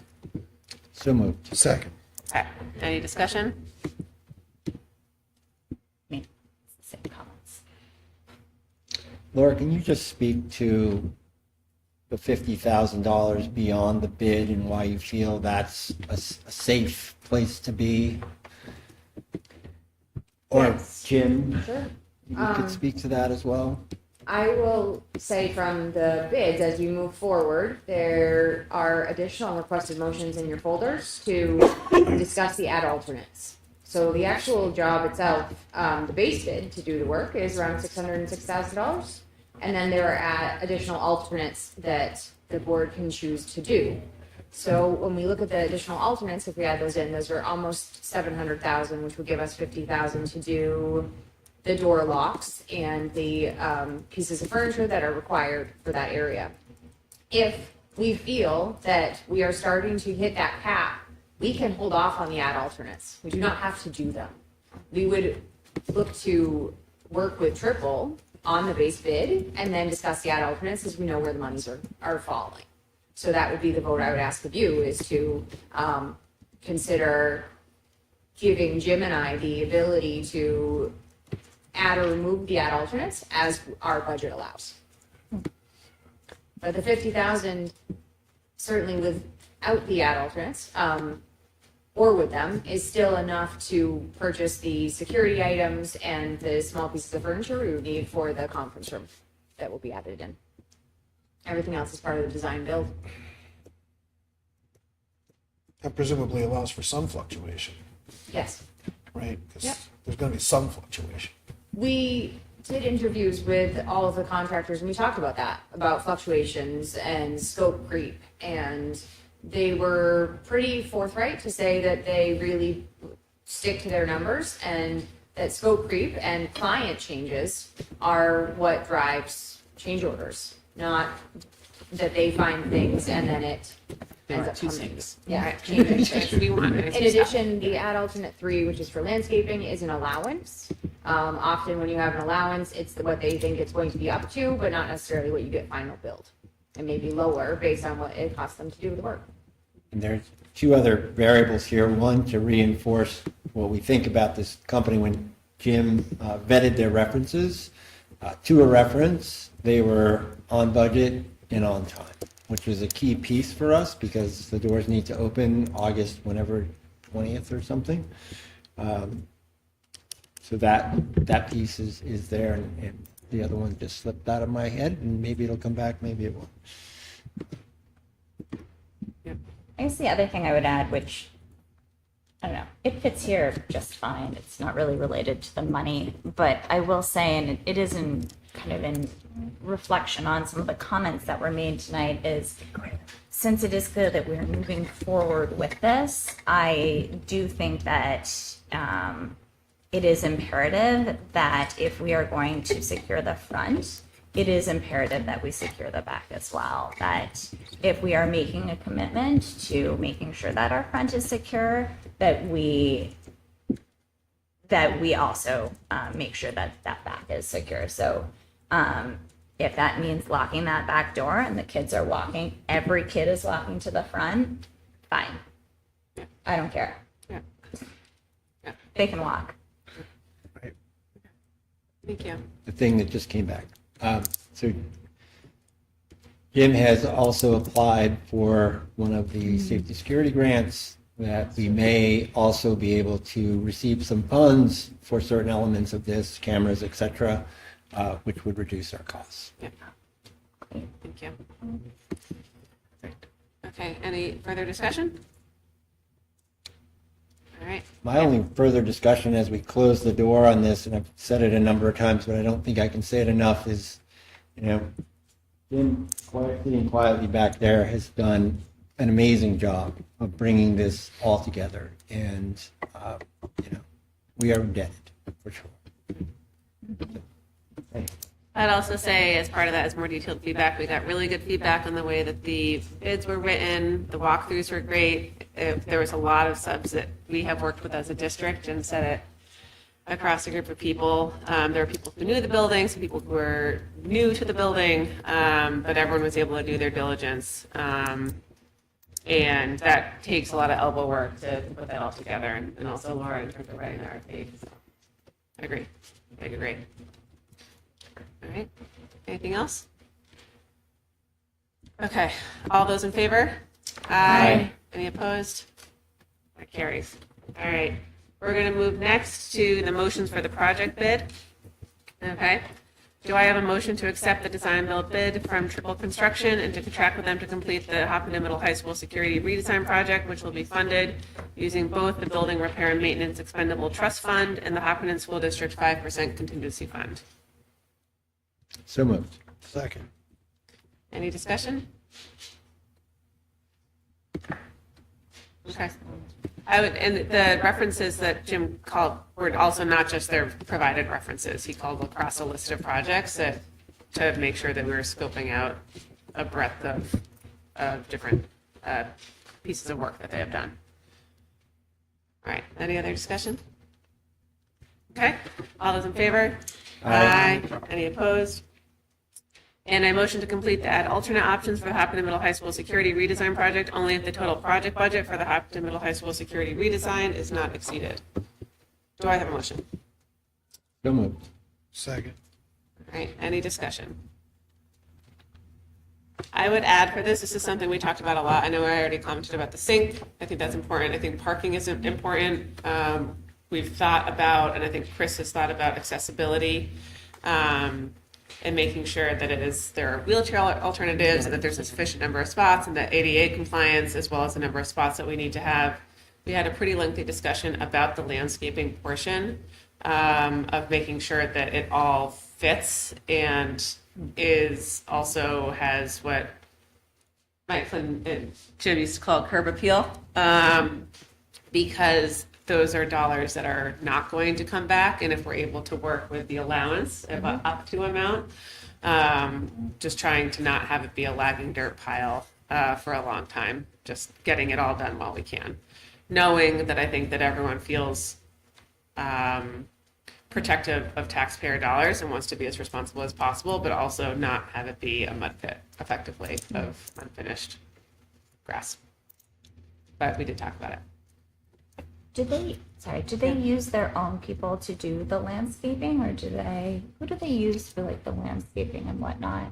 They try to use local subs. Do they? Yeah. Okay. Triple mentioned during their interview that they have sister companies, so they are essentially vertically integrated in some areas, like drywall. Okay. So it's not the same company, but then local subs or local contractors. And for the mechanicals, I think all of the bids came in using folks that we currently use, so they know the building. Like, they're not going to be figuring this out. They've been to our buildings before. They understand the HVAC systems, the electrical systems, the plumbing, all of that business. So that's a huge cost savings, time savings, because what did they call this? What kind of a project is it? A summer project? Summer Slammer. Summer Slammer. Summer Slammer. Yeah. You got to get it done. Okay. Somebody's got an idea about commemorative bricks. Yes. I have not forgotten. That's fun. Yeah. Okay. Cool. All right. Any other discussion? All right. All those in favor? Aye. Any opposed? All right. Motion carries. Thank you all for your patience. Rob, I think it's also worth noting you have done a ton of work on this. Going to all of those info sessions is no small thing. Working with Jim and Laura and Amy on the process is a lot. We really appreciate it. This is a huge lift in terms of the security of the building. Thank you. Okay. All right. Is everyone ready to move on to the next thing? We are going to talk about warrant articles. Laura, I know you put in the benefits trust warrant language. We had the warrant sheet from last time recommending the same amounts from last year so that we're stabilizing the tax rate effectively. And then there was some question about, thank you, Jen. Thanks, buddy. So a question about benefits, given the swings in health insurance and whether or not we should be thinking about adding to that. Can you Yes. sort of talk through it? I put that in there because the request was what actually. Thank you. Can you scroll it down? Take it out. Smart enough. What actually goes into On the page benefit 2. trust? How we spend from it, right? So we set it up benefit expendable trust fund for the purpose of covering benefit increases that are above what is budgeted. So that is the key word there, above what is budgeted. So the district would, first, we determine what considered a benefit, which is all the 200 account codes. Those are considered our benefits. And then we would have to look at it being actually above that expenditure line before we'd be able to pull from the trust in the way it's currently written. I think that's why we stopped using it. Because we But couldn't meet that. would that account for like with the health trust stuff, not health trust, with the school cares stuff, would that, would, That have qualified? Yeah. Yes. okay. Yep. Because the health insurance, in theory, it's a health insurance cost and it's 1.5 times the monthly cost. If our monthly cost is $300,000, we would have $450,000 additional health insurance costs that we would have been able to pay from a benefit trust. But I would also say you would be able to also use the contingency fund. Yeah. Okay. So with that in mind, it's hard, right? Like the way that I think about this is I would absolutely like to have a little bit of cushion in case the school cares things happen to Health Trust, who is our health insurance provider. That said, I don't know. Like I'm really on the line for that. We can use the contingency fund for those sorts of things. You can. Yeah. And this would be, So this could only be used for this purpose. yes, for benefits. So it's kind of like limiting some of the contingency funds. We receive rates in October from Health Trust now. It's not GMRs anymore. It's not guaranteed maximum rates. It's just rates. That they've changed that. And so we budget knowing the rate. What we would find to the benefit trust is that either we have a lot of new employees that have family plans or larger expenses that we didn't anticipate. We have qualified events that change people, right? Or we would have the surplus, the need for health insurance to cover a deficit. That's not the only benefit we have though, remember. We have dental, we have life, we have LTD, we have workers' compensation. All of those are additional benefits that would be eligible for the trust as well. Mm-hmm. Wait, do we self-insure for workers' comp? No, we use Primex. Right. Our property liability insurance would not be eligible. That is not a benefit. Okay. Does that help? Can I answer more questions? I guess the thing that I'm struggling is what's the benefit of earmarking these funds for this particular purpose as opposed to just keeping it in the general contingency? I think no pun intended, your benefit of this trust is having an insurance plan. having coverage in the event that what happened in school care happens at Health Trust. Right now, if we stick with Health Trust, which is our major, Health Trust and New Hampshire Retirement are our two major expenses, right? And both of them are budgeted ahead of time. So as long as Health Trust continues with their plan right now, which is to rebuild cash reserves year over year, because they're a different type of insurance pool than school care is, they can collect year over year. This hopefully doesn't happen with Health Trust, but we may see a 20% increase in our health insurance, right? And in the event that the school cap goes through, and then that state law becomes that there's a cap on our taxes, we may need a benefit trust to cover the cost of health insurance because we can only budget 3%. That's a possibility that is on the table again this year. Could that impact the 26, 27 fiscal year? No. But it would impact the year It would, following. yes, it would impact the following year, Ugh. which would mean we probably have to reopen negotiations with all of our unions, and yes, it would impact the following year. Okay. Yeah, because otherwise we weren't. So that is, that being on the table, Jonathan, is something to consider, that tax cap could limit what we can do if health insurance rises more than the cost of CPI. Right, thank you, Laura. That's very helpful. Okay, so We'll work on it. what we had talked about 3 weeks ago at this point, I don't know how many weeks, was $100,000 to special ed, $350 to CIP, AKA the Building Repair and Maintenance Expendable Trust, $30,000 to Technology Trust, and $10K to Replacing School District Vehicles Capital Reserve Fund. Is everyone still good with those amounts? Okay. For benefits, does anyone want to think about changing what we would put towards a benefits trust? Do we want to put money into a benefits this year? Do we want to keep it at zero for the 26-27 budget year?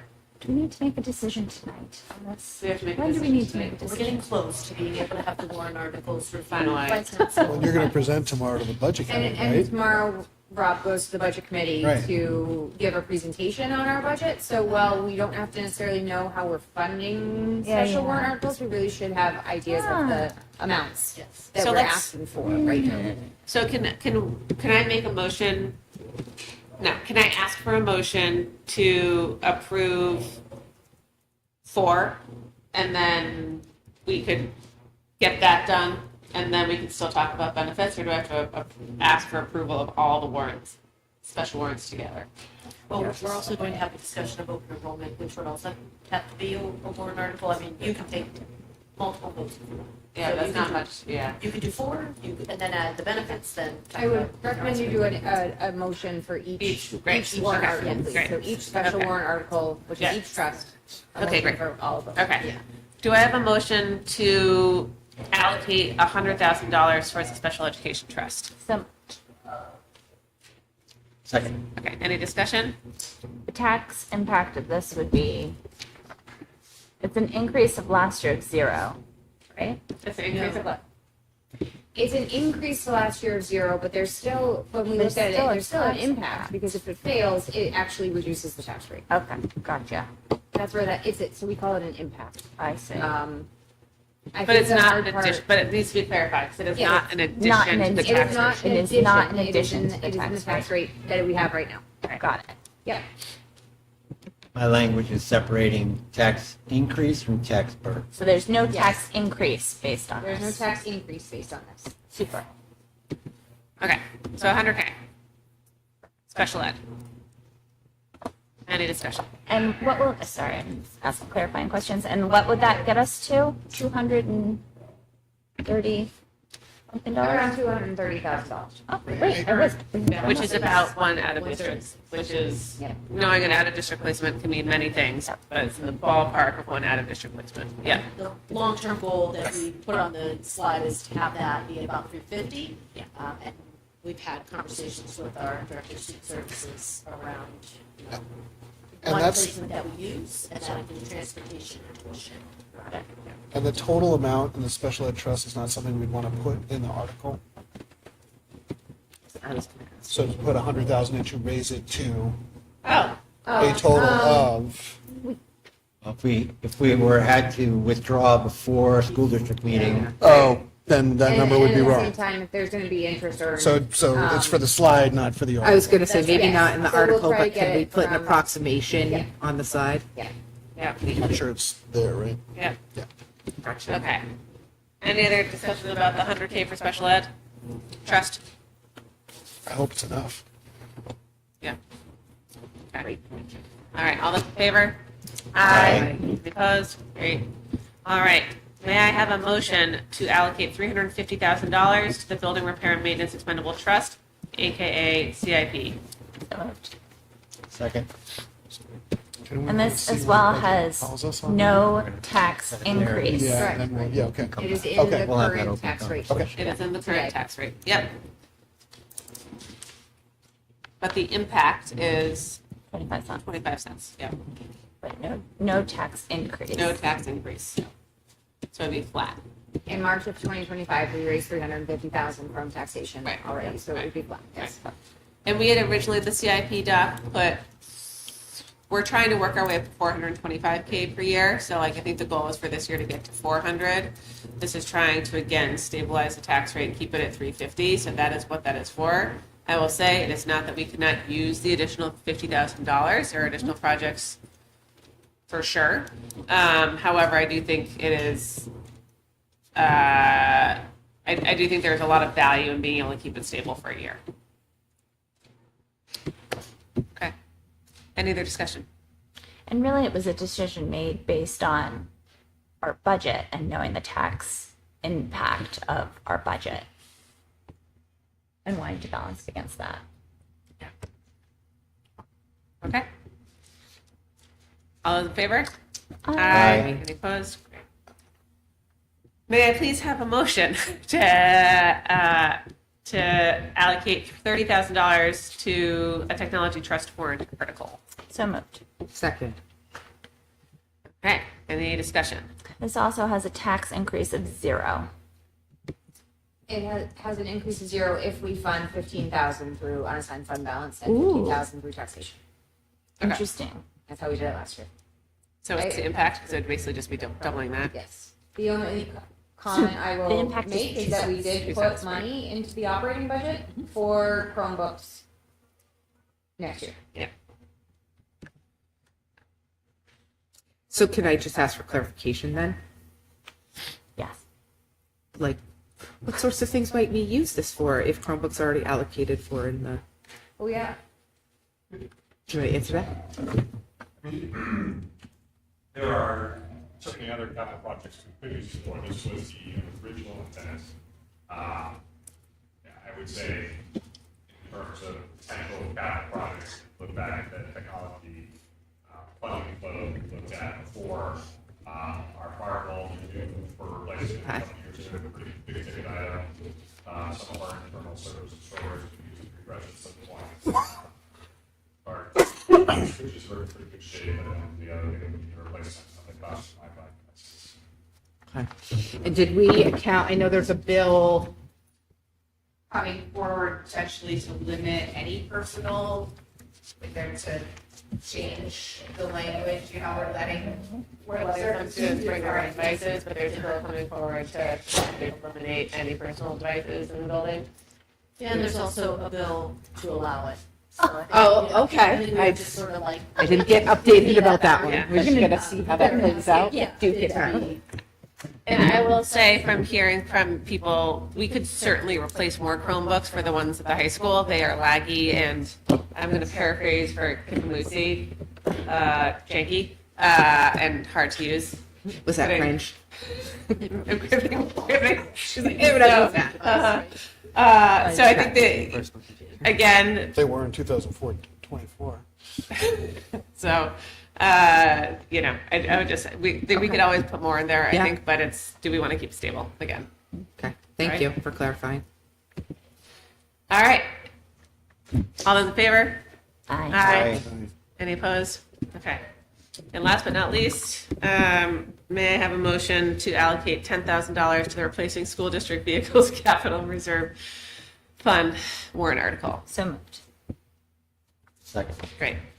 So everyone might recall, last year we had an extended conversation about replacing the maintenance van. We have a half-size bus. We have the maintenance van, which is in good shape, and we have had discussions about buying vans, and this is starting to rebuild that balance. Again, it has a tax rate increase of 0.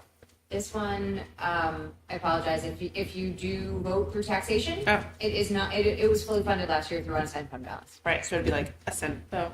Yes. Yeah, like a penny. Yep. Okay. When do we decide, just remind me, you would think I would know this by now or remember it. When do we decide where we fund our trusts from? We don't have to We decide have to that. do that by the public hearing for the Okay. budget committee. Okay, but I was gonna say, that's not now. No. We have a little time for that. It ideally would be next meeting, but, Okay. That's fine. it could be the meeting after as well, but it has to be before the public hearing of the budget. We get 2 more before the Yep. public hearing. Yeah. If there's a little close. Yeah. And we would want our legal counsel to look at the warrant articles All right. before. I just think that's helpful for us all to like keep in mind that if we do want to fund any of these, either the same way that we did last year Yep. or differently, that's something that we need to think on and be ready to talk about it at the next meeting. Yeah, Super, thank you. great. Alrighty. Okay, all those in favor? I, Great, aye. All right, motion carries. All right, guys, we did it. So if you want to take those, and the Don't we still have benefits, to do I'm so the sorry. benefits And trust? benefits, yes. Thoughts on benefits trust?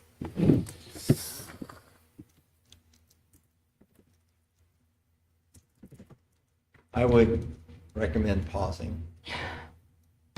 Just given the circumstances of what we have, the reason that that initially came about, I think moving forward, this is one of those unfortunate realities, and I don't know how you would word the warrant article, but if we were to have surplus funds from the HRAs, then that might be a good use of those surplus funds at the end of the year. It was budgeted for health benefits, it wasn't used, but I don't know if we can magically do that, have an up to number, probably.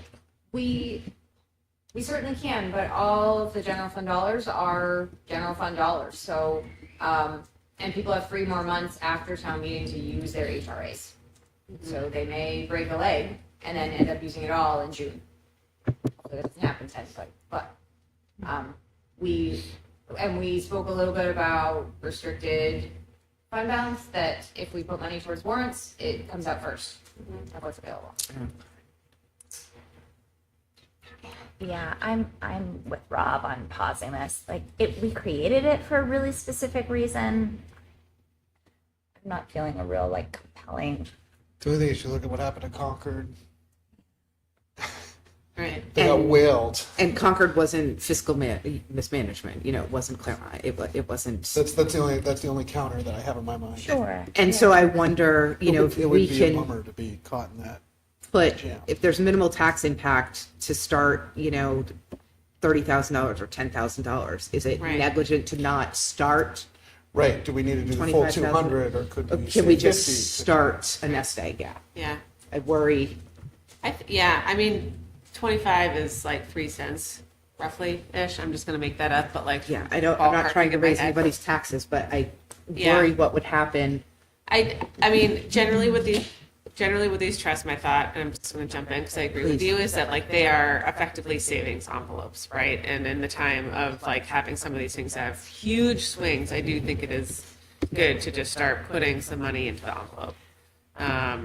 And while Health Trust has been fine, and we don't have a GMR, there have been big swings for us in the past, right? So it's not unwise to think about it.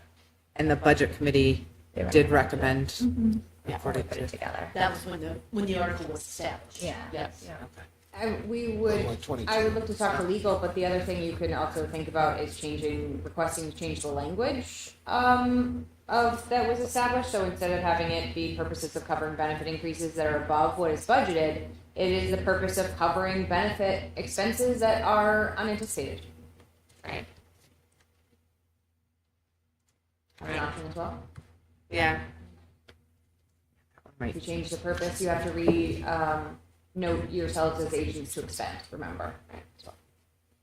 I mean, the same way we're sort of continually building up the special ed trust. Right. Laura, how big of a number would there need to be in that account for it to help us in a meaningful way? How much money do we have to save in there for it to be worthwhile? My personal opinion is at least $35,000. That's the cost of one family plan. Okay. That's helpful. I think that's I think that's a reasonable thing to put to the voters.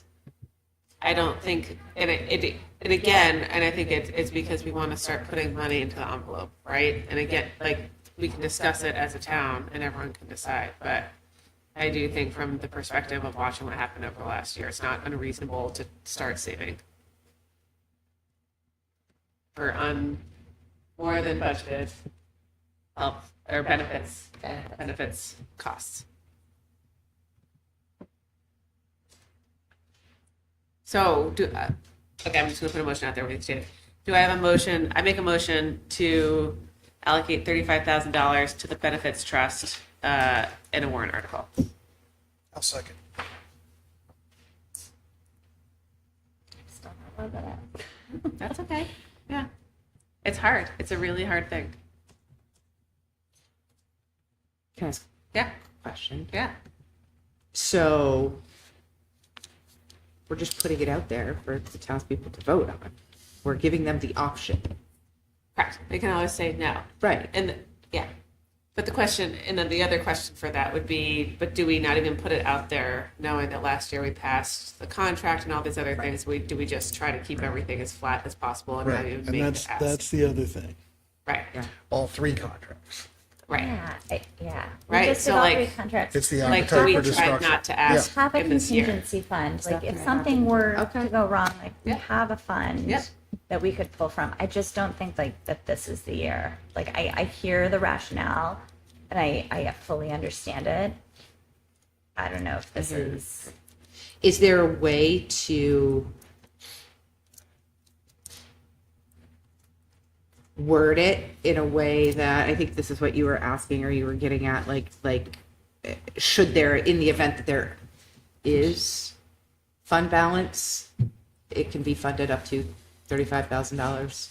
You Because have to they're- vote on that when Before you the- write the warrant. Yeah, so before the budget committee public hearing on the 5th, 6th? The 4th, thank you. Yes, so sorry. So we have to write the warrant for them to vote on, and we have to have a funding source. So if it's unassigned fund balance, we have to say we're raising appropriating 35,000 to come from unassigned fund balance. We have changed the funding source on the floor of the meeting. We have made Yes. changes to the funding source in March when we know more about fund balance. It's not optimal. It is very confusing. Okay, I'm And not, but you can, if we think we're going to have the 35K and we don't want to put it into Article 10 or whatever else, we could do it day of on the floor. It's a But lot after- for people to work I- through. Right, after that vote, we cannot change it. Right. I think I am persuaded maybe to kick the can down the road on this for a year. yeah, I can, Okay. I understand. I worry, but the contingency I fund worry is too. there. I do worry. Right. Especially because other than special ed, I feel like healthcare has been Driver. oh So it's one of our biggest remember also big as you're making, variables. yeah. as you're making this choice, we have voted 300 and up to 310,000 from the contingency. You're talking about returning 400,000 from the contingency as well. And if you want to repopulate that, it takes unassigned fund balance to repopulate your contingency fund. So that would, putting it into the contingency, if there's HRA at the end of the year, would be a way to reserve it for benefits if they come up next year. Right. Yeah. Right. Make sense? Yeah. So that would get us through Yeah. the year without having Which to I be would- a formal benefits I would thing. hope we would do. Yeah. Right. Yeah. Okay. But there's a motion on the floor. Yeah, so I'm just going to say all those in favor. Feel free to vote against it, but I'm just going to say all those in favor. All those opposed. Nay. Nay. Thank you. Okay, great. Motion fails. There we go. Okay. So we do the other warrants? Okay. Does that sound good to everyone? Yeah. Any other warrants that anyone wants to bring forward? Because I should ask. Well, we're gonna have to keep We'll talk track. about open, yeah. Okay. All right. All right, so open enrollment. My hopes is that we don't, and I know this is going to be triple with legal, that we do not decide necessarily about open enrollment tonight. I think it is a big conversation. I would like for us to discuss it and figure out where we all are. And then we will have the final conversation in 2 weeks when we meet again and decide whether or not we're moving something to a warrant article. Does that sound good to everyone? Okay, so Amy, wonderfully, thank you, Amy, put together a memo over the break that was shared with everyone around open enrollment. I hope everyone had a chance to read it. This is in response to RSA 194D, where a district may designate one of its schools as an open enrollment public school, allowing students from outside the district or attendance area to enroll, with the resident district paying a portion, it's 80%, of the per pupil cost of the receiving district. Okay? We have seen this before. We are the second school district that has had to pay money for a student to go elsewhere. So this has already affected our bottom line. We had to make an amendment to our 26-27 operating budget as a result. Amy put together some pros and potential benefits and some cons and potential challenges, as well as some contextual considerations, right? As well as at the end, some really good thoughts about Hopkinton specifics. This is, I said this, I think, in conversation to Amy, but this is I think for a lot of people, a deeply philosophical question in terms of the role of public education, equity, and I'm going to use all the words wrong because it's my brain, in public education and how we're providing for all students in a fair and equitable manner, and also thinking pragmatically about financial repercussions for districts who either are sending students and for those districts that are receiving students. So with that context, I have strong thoughts. I will say them till the end, so everyone else can chime in, please. I just want to ask Amy if you know, the thing that I can't get my head around given the court decision, if we elect not to have a policy, can a sending district send their student to our school? We don't have to accept them. I mean, you could still leverage our own policies around tuition. We have kids that pay tuition, to come here. If we choose not to become an open enrollment, what is still to be determined, and I think if we just look at what the Supreme Court decided, if a Hopkinton student decided to go to an open enrollment school and we hadn't either set the cap or decided to be open enrollment, my guess is that our legal counsel would say we would still probably. Yeah, and that's what happened with Prospect Valley. Right. So, and candidly, like, I'm less concerned about students being sent. I'm more concerned about students coming in. Because. So if we're not in open enrollment, we don't have to make it. Or we could say that we are going to have a policy and we're going to set it at 0. Right. That's the other way we could do it. Right, and I think there's, definitely some conversation happening in the legislature about once school districts are trying to maneuver around it, right? So if you create a warrant article and you say, we're going to become an open enrollment district, we're going to designate, and this is just the language, we're going to designate Maple Street as an open enrollment school or high school. Most schools that are doing their high school just because they often are offering courses that maybe their typical high school doesn't. And you say, we're going to take 0 and we're going to let 0 go. There's already some conversation around, like, that is not what the law is saying, that you can't leverage your way around, taking in kids or letting kids go. So the legislature would try to fix that, or somebody would sue? That's what I'm both. I've already heard of people having conversations around suing districts to set the number between 0 and 100% of their population. And I So know, not at 0. and I'm not trying to monopolize, I know Kearsarge is going to go for High this. school? Yes. Do we have a sense as to what other surrounding schools are going to do at this point? Has there been talk at all? I know that the Merrimack School District is discussing it. They put it forward as a warrant article. I think that there is conversation around Concord. Their structure is different than ours. Bo? I haven't heard. John Stark? I haven't heard. But I know that there was an article from the New Hampshire Bulletin that named Hopkinton and Bo specifically that people are sort of waiting to see. Sure. And Hanover. Amy, I have questions and concerns because part of this whole open enrollment really, pits schools against one another and budget constraints and, like having conversations about whether we offer these athletics or these particular courses. And we talk about us being a small shop and for quality, but we can only do so much based on budget constraints. I just feel so, I know, like the whatever the idiom is, the carts, the horse is already out of the barn. Like, I can't put it back in. But I feel like the marketing piece that is going to eat into schools' budgets in terms of, reading up on this, the idea of us having to have like a marketing campaign to attract students and to do building improvements because we're not the newest on the block. Theoretically, in theory, it seems like, if we're all competing with each other, but this Schools are not in the business of we're not businesses. Higher ed is, And- right? and they're there's no nonprofit, money. But, right, but look at like universities, right? Yes. So it's not like that's become cost effective. No, and I don't know how we're going to manage this. Right. I don't know how any school is. It also strikes me as an incredible budgetary challenge. Yes.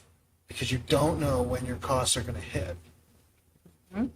We've already experienced, if some student moves into a district that has like tremendous need of a special ed front, like that can be very expensive. So that's the other question is open enrollment. What's the legality of a student coming in who does have a big expenditure and we say, well, no, because We set our criteria of who we would accept. how is that legal? Uh-huh. If we Feels said we're secure. not going to, Except And that's how, that feels like a lawsuit ready to. that's how kids will get left Well, behind. in some Yeah. district, you can, well, Laura would bill the other district for the special ed services up to a certain percentage. They would So- still have their home district. Yes. Like they would still have their district of origin that they would have access Just to. trying to wrap my head around and transportation is also an issue. There's any district remains a district. It's then we would also- have to yes. pay it. Well, and what We happens if would, the kid we would comes from have to, Hopkinton, we wouldn't have to pay. goes for to another transportation. school, and then So it's just kids, but winds up We don't have to pay for their transportation having either. a very expensive need, and now we're on the hook for that. Yes, yes. It's not The good. financial uncertainty of it is a real challenge for most people in Laura and I's position, because part of our job is to come to you with a budget that is, manageable and that we feel good about. I mean, this is just certainly, it would be really, really challenging, I think, to just absorb the number of kids, like what is happening in Pittsfield from Prospect Mountain. That is just, they can't absorb $20,000 a student. They're going to have to. But financial uncertainty, and then also when you think about class size, I mean, as the board, you've made that decision to have a policy around class size. When you think about where we could provide open enrollment, it would probably be at the high school level.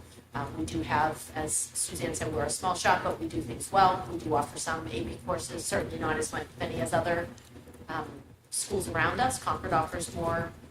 Kearsarge and John Stark offer different AP courses, not the same. Some students are taking advantage of specialized athletics program, whether it's bowling or hockey or football that we don't have. I'm with what Jonathan. I think we would have more. I think we would have people that would want to come. But what would that cost their other public school and the taxpayers in those districts? And also, I mean, they only have to pay up to 80%. So there's that too.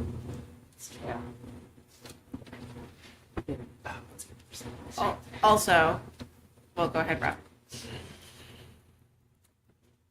So much going on in my head, First problem is the flawed logic that X amount of money travels with a student. Like, it's to say, you have a family of four and your household expenses are $100,000 and one kid leaves, do you send $25,000 with them? No. So Your grocery this bill is- goes down a little. It's a little bit of, that mechanism doesn't work. I understand what the legislature is trying to do. Don't like what they're trying to do. I mean, I get it. The tribal nature of schools and how they've been positioned doesn't make a whole lot of sense in a lot of ways, but I get that they want to create this competition. But, if we're going to do that, then we need to share more costs as a state, not as towns. So there's so much of this is just flawed in my mind. But I think that in terms of our own action, this is football 101. We need to prevent defense. We cannot put ourselves or expose ourselves to students leaving our schools. As much as I hate that idea of limiting, we're going to say we can take people, we should say you can go. But I can't imagine putting taxpayers on the hook for what could be tens, if not hundreds of thousands of dollars. So however we structure it, yeah, this could be a revenue maker for Hopkinton. I mean, I remember having the conversation with Steve about let's market ourselves to bring in more tuition students. And that sounded great right up until the point, Suzanne, that you can't say no. Like if you're going to do that, you can't say no to somebody who has an IEP. That scenario, so I'm very curious why that same legal logic wouldn't apply here. Like how could we say no because you're a student with needs that's going to cost us X more? I think we need some help figuring out what that prevent defense is going to be, how to employ it. But I am in favor of a warrant article that puts that forward and protects the town. As much as it makes me sick to my stomach. Why are you in favor of a warrant article as opposed to saying we're not playing? As opposed to saying we're taking our toys and going home. We're not gonna participate in it. My understanding is that we need a warrant article to adopt this. Is that accurate? If we wanted to either so open enrollment would require us to set the number of students that we would allow in. So we have to set a school that would become an open enrollment school, how many kids we would take in, and then also how many kids we would go allow out. to go. Now, what Jonathan is saying, we can do nothing. Right, but if as we're doing nothing now, we also have $18,500 going out the door in an open enrollment situation. We've done nothing. But that school was already an open enrollment school. So. No, we know, but if we do nothing and more schools go to open enrollment. Right. then- Yes. Then Yes. it will just, Then, whoever. So you're talking about doing a warrant article to prevent kids From going. leaving. Jack, as much as I don't like that idea from an Well, equity no, to be perspective. fair, their parents can pay out of pocket for them to Right, go. they would. Like, it's just that we don't pay for Right. them. Yeah. Right. So like, families They can could do always what pay families tuition. want to do. It's just like it was before where you have to pay for it as a family. But I guess what I'm saying is from an ethical perspective, I feel a little bit about we will take your students and your money, Right. but we're not going to let Oh. our students leave. But we- That's the part where I'm like. But I we could cannot- also say we're not going to take and we're not going to set. Right. Yeah. We could just set both numbers to 0. Right. Also, when would a student have to tell a receiving district? I mean, could you do it in December? Could you do it in? Do it anytime. Anytime. Yeah. Yep. So it just from a budgetary standpoint, it just feels impossible to try to predict to your taxpayers what the cost is going to be, and all of a sudden your enrollment swings 20 students, depending on what your numbers are. Just feels impossible. Either way. Also, the best candidate school for this likely for us would be the middle high school, which we are already stretched thin across Right. everything. Like, Right. Are we of all the prepared places to, are where we you prepared to probably change do our it. policy on classroom size? Right. Well, and we just don't have enough teachers as possible, you know? And to Suzanne's point earlier, like I think this is why other districts you might have to hire more teachers, you might have to renovate Right. other classroom space. And also, if we were to have a substantial increase in classroom size, this can then affect our abilities to keep kids from having more significant learning disabilities. Yeah. Because then you're not identifying, you're not all of your existing, I mean, as we talked about before, we're short. We're already short. IAs. IAs. Yeah, sorry. No, it just, I don't like the idea of trying to compete and we're already stretched for funds and I don't know how we're possibly going to, and in my experience with schools is that we've always been able to, for kids who needed an experience, right? We've been able to get them online for class or partner even with a neighboring school to get them into an advanced class, or you know, we have our collaborative sports team. There's like one kid from Hillsborough who plays hockey with our Hopkinton John Stark group. Like, right, there's been, I know years past, I think we sent math kids someplace else to get what they needed. There's always been that spirit of community without this exchange and kind of competitive, here's what we have to offer. And I don't want to water down or, we have good programs and we have good teachers. Everybody has capacity. And I don't want to. And to your point, you're talking a little bit about like the manifest hardship or best district determination process. Those are still in place. So if a district were to come to us and say, listen, this student experienced serious bullying, we would pay their tuition for them to come. I mean, there are, that process is still available if there ever needed to be a collaborative approach to providing a new environment or a different experience for students. We do send our students to CRTC.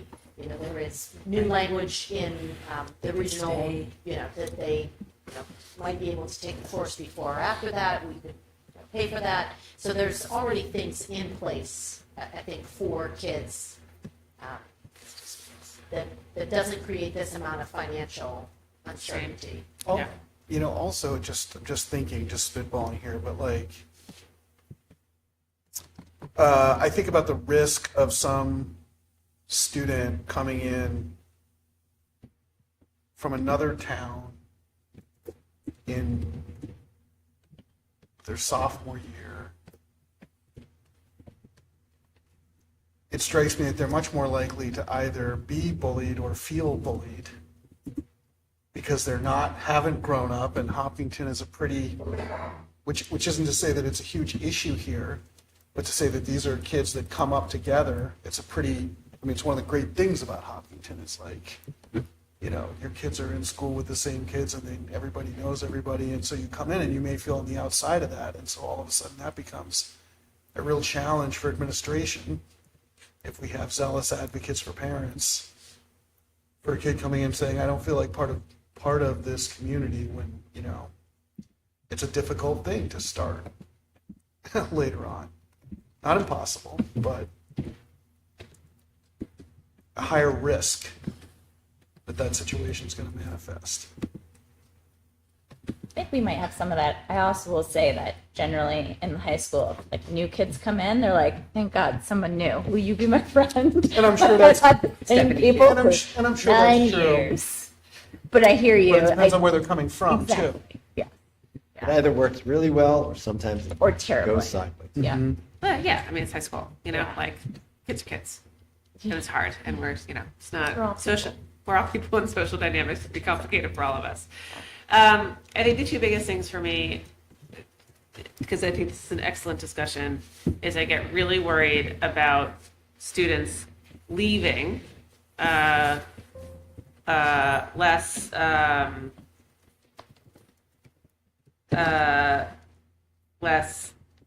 lower quality districts for whatever reason, but and coming to districts like ours because we work really, really hard. Not that those districts don't when they're in tax advantage situations. I think that everyone who works in public education generally tries to work really hard, and then just leaving behind both kids who don't have parents for whatever reason who can transport them to their school of choice or special education students, right? Which is, I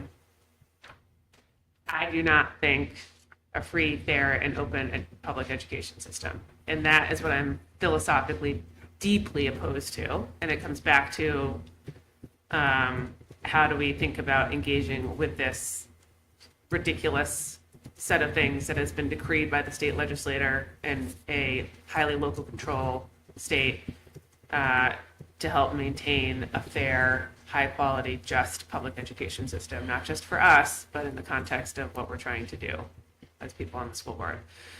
For me, I don't even like, as a human, I'm like, I don't even want the warrant article, but I do think we probably will need to think about this and really talk about whether we should have a warrant article and either set it to 0 or to a very, very, very small percentage. That brings up another question that I had. Yeah. Amy, if we do the warrant article, is it to participate? That is, would the superintendent set the number, or does the warrant article have to set the number of sending and receiving? In the warrant article, you have to name the school that you are naming as an open enrollment and then The numbers? Yes. Okay. So that's something that everybody has to vote on? Yeah. So that'll be, okay. And just like everything, I think it will take some communication. Yeah. It's Yeah. an interesting thing It to is really wrap your brain around what is happening. wicked hard, and the percentages are wicked hard. And I was just going through to figure out like what would it be for one student, and it's like 2 students is like 0.25%, so 0.0025 of our current 911 students, right? Like there's a lot of understanding that we need to start providing if we're going to put it on a warrant and make sure. And I think either way, we have to start communicating it at a pretty broad and deep level, but there's a lot of specifics that I think are tricky. Your memo is very helpful. Thank you. Yes. Okay. Yeah. I just think from my perspective, I think it's interesting that more people aren't upset about this, because I think it's like the ultimate loss of local control. Once you send kids, you have no you have no control. You don't know if they're going to school. You don't know what they're learning. You don't know what their curriculum is. You don't know how the money is being spent. So we're sending this money right now to another school. We don't know how it's being used. If you want to talk about fiscal responsibility, you have no control over it. So just on its face, this is a real loss of local control. I also, kind of to echo what has been said, as a protective measure for our district, I think it would be really important for us to look at a warrant. I think it would be interesting to look at who is coming into our schools now. We do have kids who tuition in from schools or from kind of local districts. We can look at how many kids are currently going out, and we could potentially set those numbers pretty low to match what we already have. It's Thoughts, and I'm gonna keep this to some. it's just frustrating to me. I have to say, since we are talking about this state policy,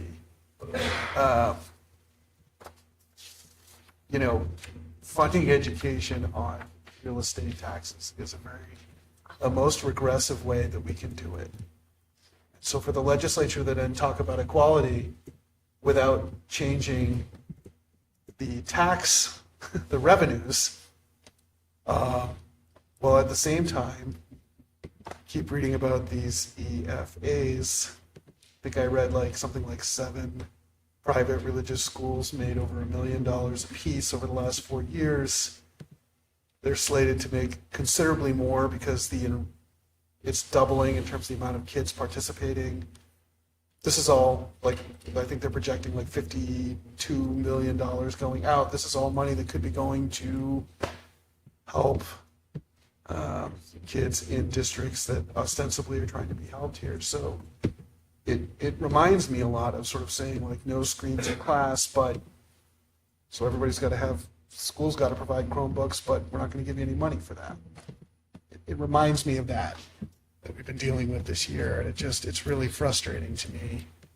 I suppose I'm echoing that there's not a little bit more outrage, but I suppose Maybe people will start to pocket. Maybe. Sometimes until it starts to affect you. I also think, though, that this is something that's going to need a lot of communication, because on its face, it feels really, it sounds really good. Because again, talk about this stuff to literally just ask people hey, here's this thing, what do you think? And when I have asked people, at first blush, people said that's a great idea. People would love to come to Hopkinton. And then you start explaining it, and then it's oh, actually that's, so, it is, it's layered, and layered is hard. Yeah. Okay. So everyone keep thinking. We're going to do the same thing as we did with the warrants language and the benefits trust. Please think about this. If you have questions, please ask Amy and I. We'll work to provide you with whatever you need. And we will talk about this and finalize what we are going to do in terms of a warrant article, no warrant article, if there's warrant article, what that warrant article would say. We might, just as a heads up, I'm going to put this out there, I'm talking about this, so sorry. you're gonna love it, put together a couple different ideas that people can think about and respond to. I often find that with really hard things, it's helpful to have like a couple of things for people to think through with pros and cons to help sort of structure the discussion. And then that will be probably the next meeting will be, we're about to talk through the budget presentation for budget committee, but responding to feedback from the budget committee, and then talking through open enrollment as well as a couple other things. Does that sound like an okay plan? I just also wanted to offer, when I talked with Allison and Dean about this, Yeah. moving up, they did offer to meet with all of you if you would like them to come or do a Zoom.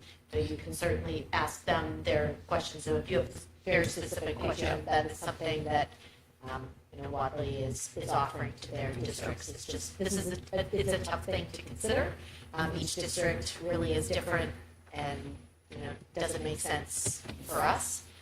I will just say that if we decide to move forward thinking about the students that already tuition here, I would just feel a compelling way to reach out to those current superintendents to let them know, because my guess is that those families will exercise that right, and instead of paying us tuition, we would then get it from their school district. And if they are not planning to become open enrollment, I just wouldn't want them to be blindsided by an unanticipated cost. A few of our kids come from the same district, so I just want to say that publicly. I appreciate that. We'd get 80%. Yeah, from the district. 80% of their tuition costs, which is, again, it's so interesting. Yep. Okay, thank you, everybody. Keep thinking about it. Stinks. All right, next up, Rob, are you ready? No. Okay, I don't know if everyone's known this, but for the last 2 weeks, Rob, Laura, and Amy have been doing what I would call Rob's Super Bowl, which is like the deep dive presentation on all things budget, to the point where he was able to send a highly detailed list of final questions on Monday morning. But I think that the team has done a great job. And Rob is presenting tomorrow at Budget Committee to go through everything. And so we wanted to do a dry run tonight. Please think about, he's going to walk through it. What we're trying to think about is A, making sure we're all on the same page, and if there's anything that seems unclear, better messaging, anything, okay? Andrea did go through just over our nose from a visibility perspective, thinking about what this is going to look like in the gym at the middle high school and making some text bigger. Also, there is a lot of words on some of these slides. It's because it is also often a standalone document for many people on the website, so being able to have some context on the slides, so if they're reading through it, is part of the intention with this. All right, Rob, let's go. Okay, so it's 7:35. Coffee was a few hours ago. Neurons will fire as best they can. Yep. So first slide here, purpose and transparency, pretty straightforward in terms of this is one of those ones I will not spend a lot of time on, but how is our budget developed? What are those key drivers? Some of the resources that support our staff, and then of course the impact on the taxpayers towards the end. This is a similar, first of all, I want to back up and say thank you to Amy for putting all of these slides together, and then Laura to making sure that our numbers are right, and all of that good stuff. So again, our process, priorities and goals, the timeline, the key budget drivers, enrollment and class size, department details, other funds, school district trusts, and then our warrants.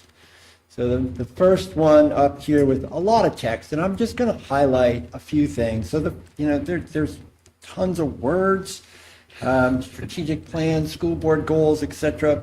But it does make a difference in the budget, and I'm going to focus on the curriculum piece here. If you go to our school board, our strategic plan, goal 2 is curriculum, instruction, and assessment, and it talks about high quality instruction, materials, tools, all of those things. If you go back to our board goals, what do we have to do? What do we have to have? What do we have to improve? And when we look at that curriculum slide, Amy has delivered on that. Right? These are the questions. This was in the strategic plan. These are the board goals. This is the action plan and how we're going to pay for it. Number 2 on the top, again, stressing the use of the contingency fund to create that stable, predictable funding where we can do it. Planning responsibly for special education. we are dialed into the students that we have now and the students that we foresee having into the next year. And the budget drivers process, and then again, the last slide, in that terms of that long-term planning, got to go back to the only real mechanism we have is that contingency fund. The reality of saying we're going to have X percentage change year to year is next to impossible. So, all right, next slide. The budget development process, I think you're all very familiar with. What was different this year was starting from the beginning and limiting the what I would call aspirational requests. So we were very clear to the superintendent to say, don't tell us everything you're going to need in the universe, tell us what you need now. Yeah. And Amy and Laura did exactly that, and that's why things are as tight and there will be fewer reductions in our process than in previous years. The other thing that was a big difference was probably more one-to-one meetings with the business administrator, talking about justifications for people's budget lines, and as well as examining the actuals to previous years. So starting in September, in October, we have the building administrators and the department heads. Superintendent presents to us. In January, we are now to the budget committee, and then we'll be at that public hearing in February, and then, yes, the Super Bowl on March 14th. So we can go to the next slide. For rising costs, we all know about inflationary pressures. If you follow that stuff in terms of the consumer costs, it's about 3% right now. If you look at the better metric, PCE, it's about 5%. And as Laura reminded me, most of our vendors are coming back with a 5% increase over time.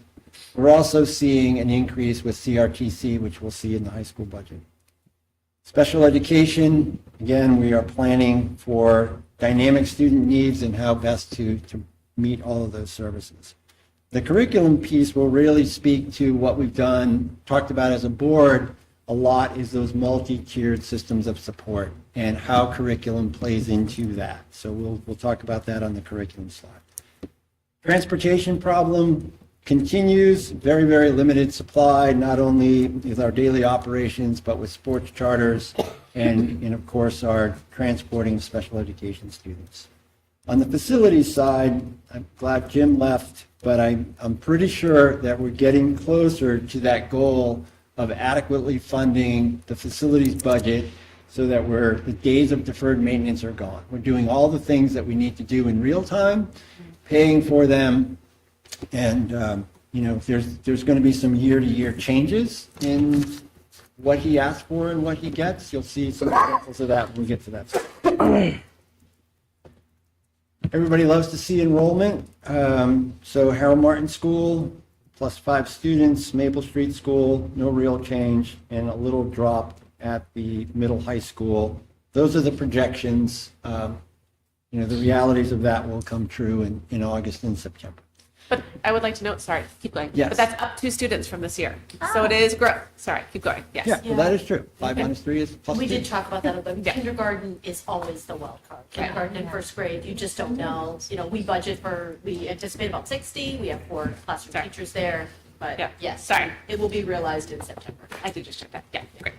The next slide is anticipated class sizes for next year, and I think from a budgetary perspective does this mean any additional full-time people? And it does not. It means that people might be moving a grade level, but we're not adding any new staff based on the anticipated class sizes. The overall budget coming in at $29,301,447 for a 4.7% increase over last year and a tax rate impact of 95 cents. As previously noted, we've already reduced this by what seems like a small number, $99,094. We were just over 5%, but that is only the case because we did not go the aspirational route where we had $1 million ask that we had to say cut 800,000. We really started in a much leaner position. Okay, salaries and benefits. So here, the difference is $762,000 for a 3.8% increase. This is our collective bargaining agreements with the HEA, with Hess, with the Teamsters, as well as our merit pool for the non-union staff and coaches, those kinds of things. The Budget Committee likes to ask about what metrics we're using to see if we're in a ballpark, and I would just remind folks that the employment cost index for secondary education, the national average year over year, going back 10 years, is 3.54%. So we are pretty much right on target with what the norm is. They do not publish, or I simply cannot get access to regional numbers, but I think if you looked at the Northeast region, that number would probably be a little bit higher than that. And this was approved last year.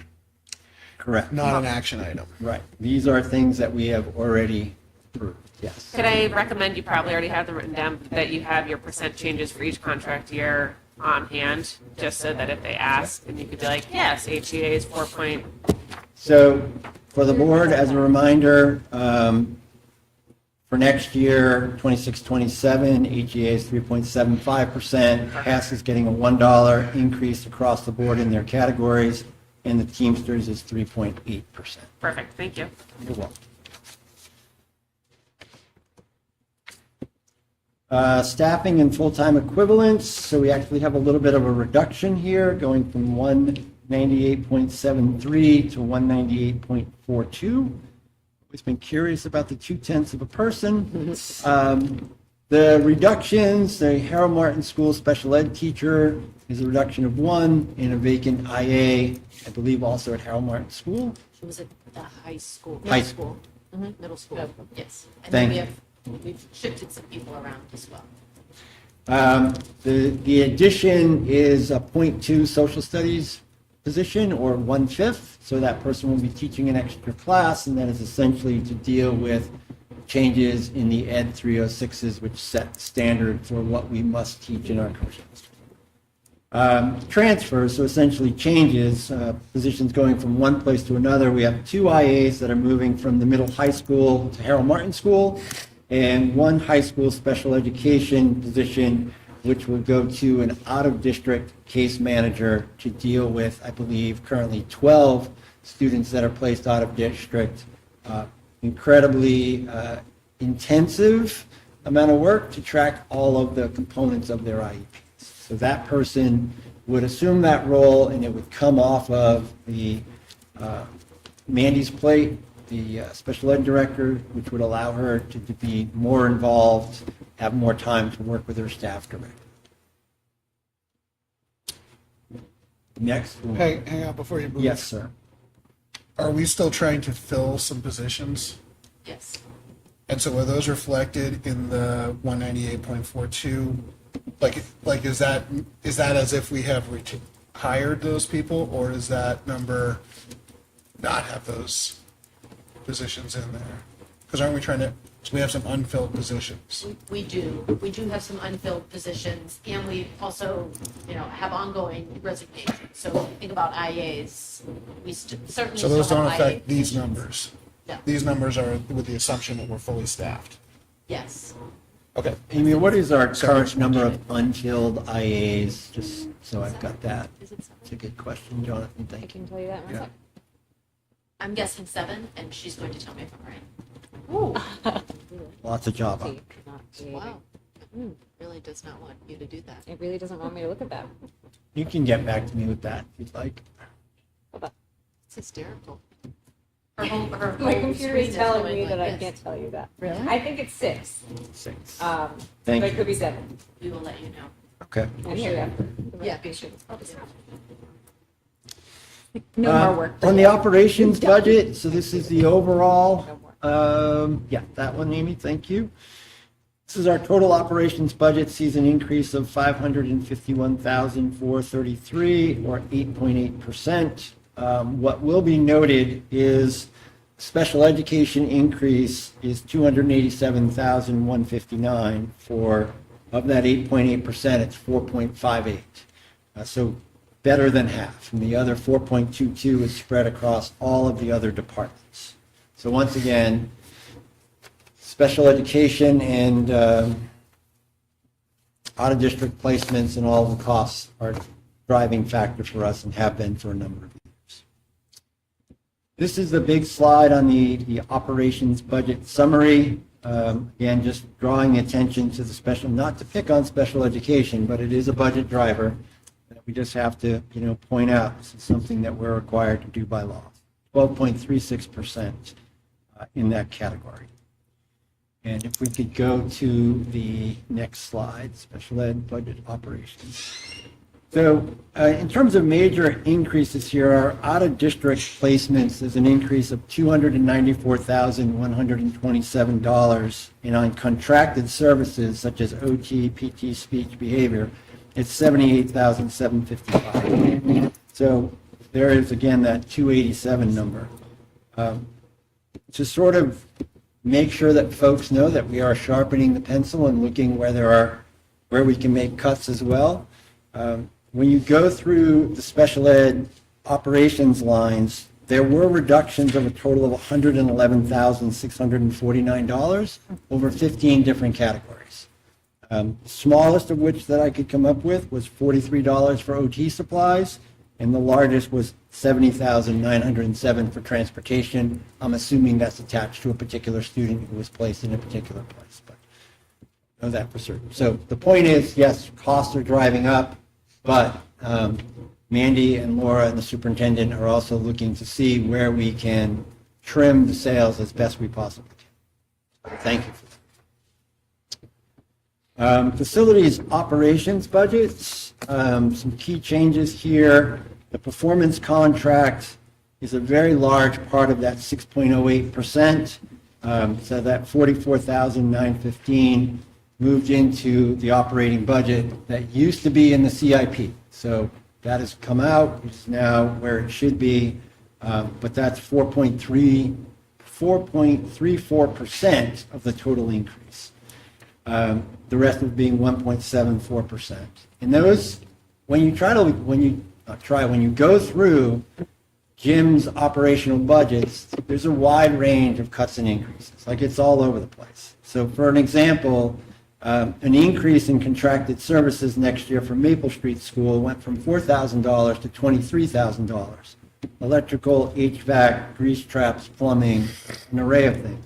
On the flip side, his grounds budget went to zero, from $12,400 to zero. So again, choices have to be made as we're trying to keep those sales trimmed, and that's a good example of that occurring. All right, curriculum operations budget. So I'm going to do my best here. The queen of curriculum is in the room, so here goes.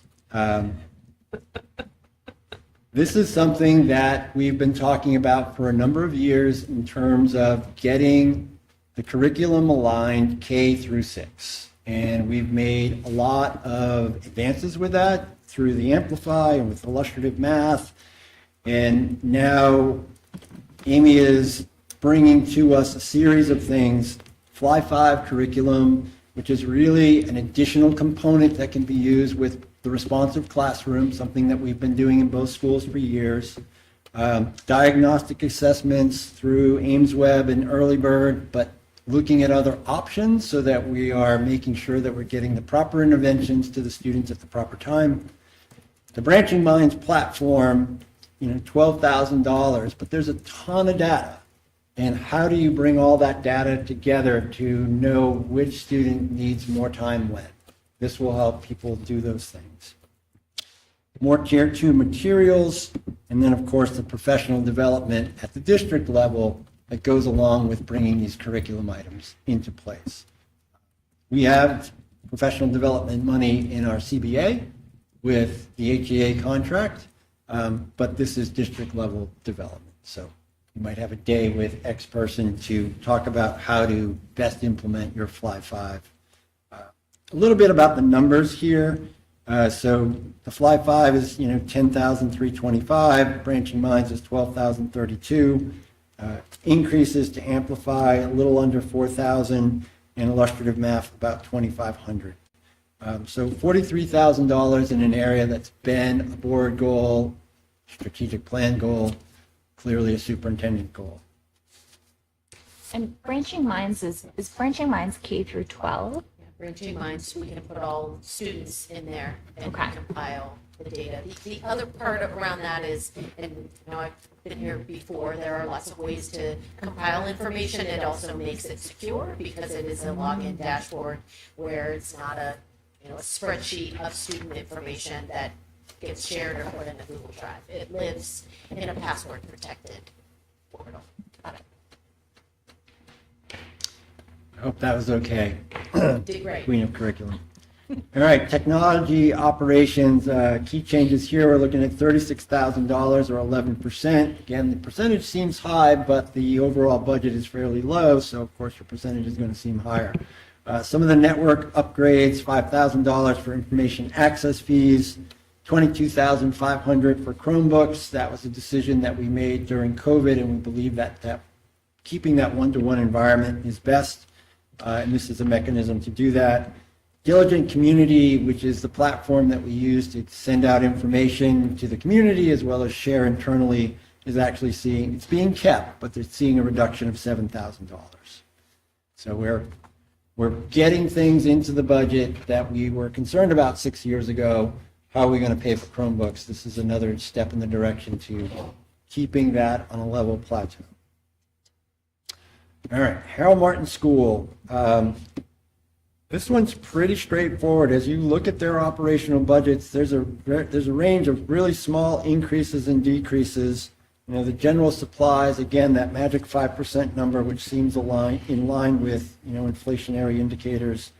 You see regular ed supplies, paper, pencils, all the rest of it, $722. So they're continuing to count their numbers down there. Scholastic, one of my favorite things, is increasing by $62. So very small increase of $1,400, but again, people paying very close attention to each line as they move along. Maple Street School, similar story, actually sees a decrease here, $6,332. The primary cause of that is we had contractual tuition for our administrator there that was $8,000. Carrie Sindoni is now Dr. Sindoni, and that tuition line has gone from $8,000 to $1,000, so congratulations to Carrie. Reducing that, if you wanted to X out that variable, then the increase at Maple Street in operations is $668 or 1.33%. Again, doing a fine job of keeping an eye on the bottom line. Okay. Moving on to the middle high school. General supplies, again, you see that increase of 5%. NEASC, which is our accreditation group, which will be coming in over the course of the next 2 years. We need to budget for their visit. Hotels, some other accommodations for travel, etc. That's budgeted a little under $2,000 at the moment. Career fair. I don't really know how to pronounce that acronym. I'm just going to say Apple. Apple. It is Apple? Okay. So this is the world language proficiency testing, and this is something new. New Hampshire biliteracy, and you've got about $4,000 cost at the high school and $1,688 in the 8th grade. So those are new testing things that are in place, and those are the costs. CRTC, on the other hand, is seeing an increase of $19,000 due to some reduced state funding. If you remember back from last year, we received late in the game an $80,000 bill from Concord for things that the state did not cover in regard to our CRTC students going there. Our projected reimbursement shortfall this year is $40,000. The tuition at CRTC also increased 5%.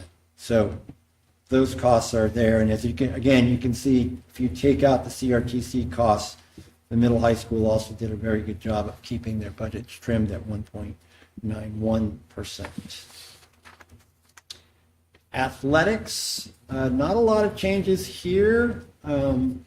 Little increase in officials' fees. The major change which caused the decrease was moving the field liner position, which is $5,000, out of the operations budget into the salaries budget.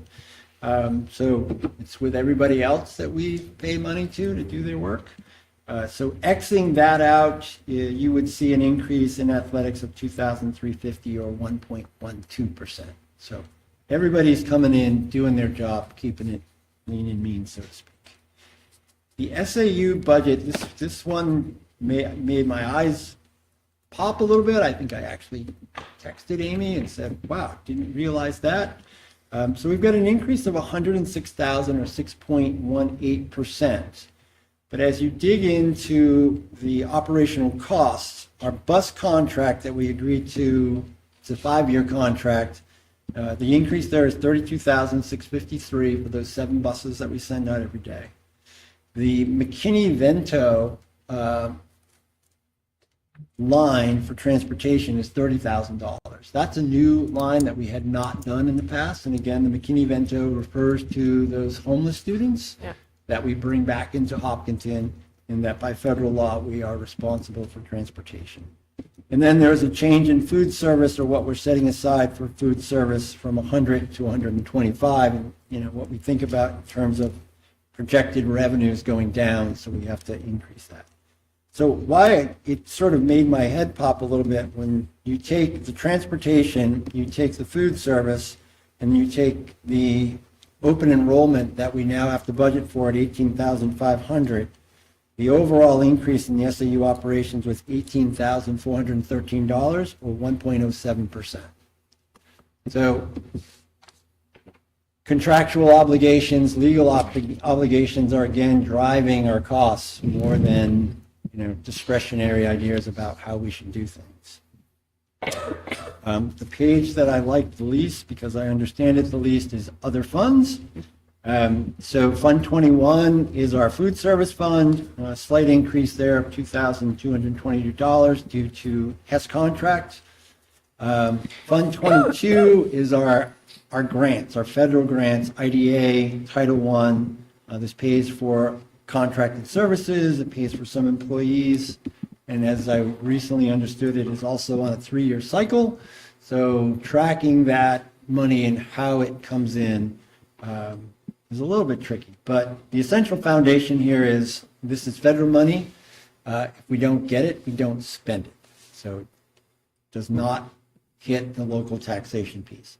Fund 23 is another line of, I guess, projections. This is really local grants and donations. Like we have a donation tonight.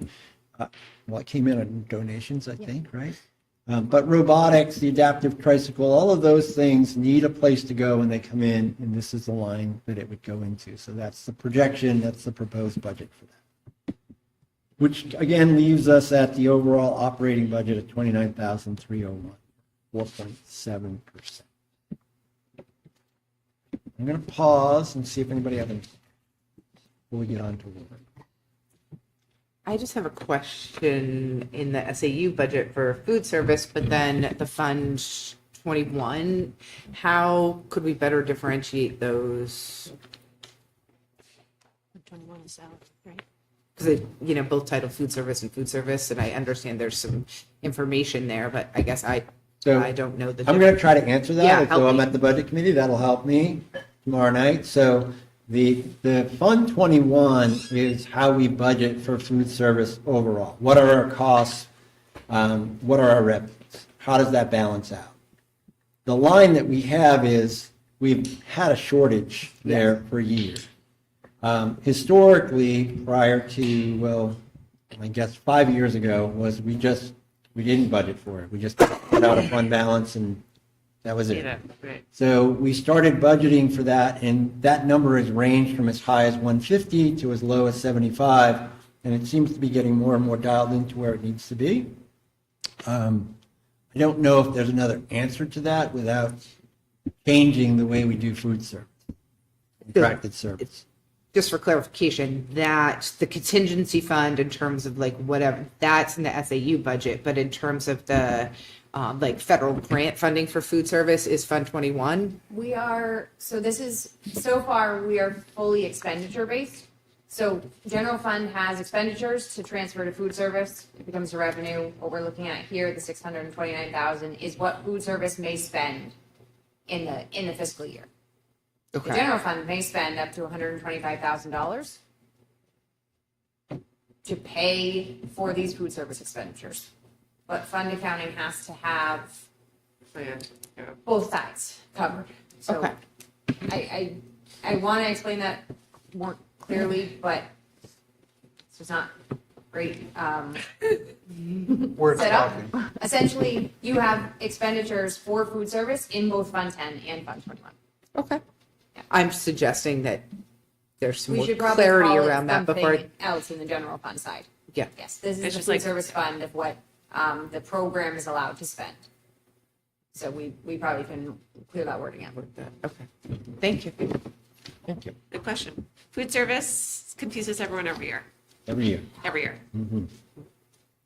Let me know. Well, okay. Vote to trust? I'm ready. Okay. Wait, can I just say, Rob, I think that was great. There is a lot of specific detail that I think is exceptional in terms of showing deltas both in the positive and negative direction. And I think that is really, really, really helpful. So thank you. Thank you. Yeah, I like this. Pace will be a little slower Yeah. tomorrow. Yeah, It's fine. that's great. It's late. It's late, and, you know. All right, the school district trust. So the first one up is the special education trust. And this year we would be asking to raise and appropriate $100,000 as we did last year. For this trust, it is currently at $136,000. Our long-term target is to keep a balance of $350,000, which we feel would allow us for unbudgeted students that, things that might arise to cope with out-of-district placements. And that $100,000, again, although this sounds odd, does have a tax impact. It does not have a tax increase. It is the same amount as last year. On the maintenance trust side, we will need to amend this number. We can do that right now if you'd like, Amy.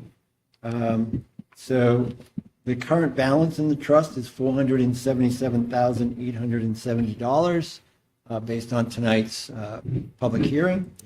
We, again, are asking to raise and appropriate $350,000, which is the amount that we asked for last year.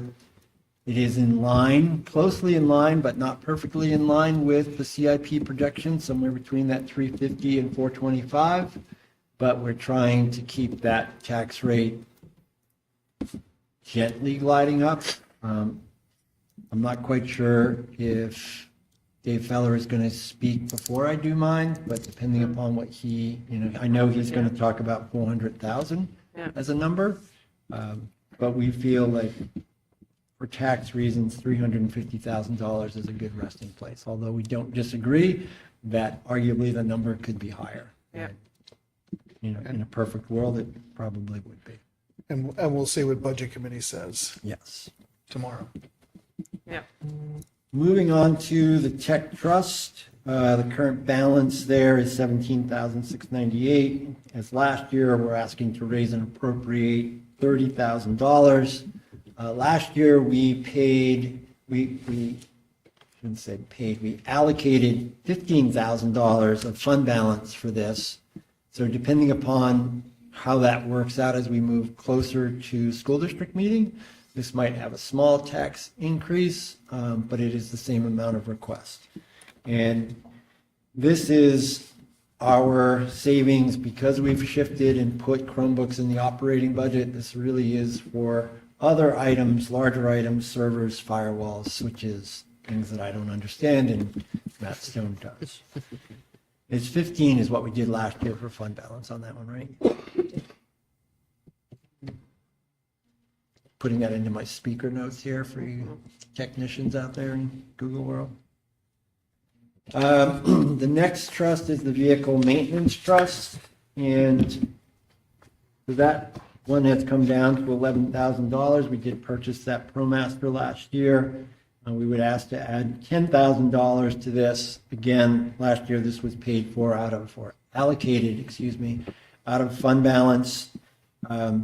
That determination has not yet been made, so at $10,000, it would be a fraction of a penny on the tax rate if it's asked for out of taxation.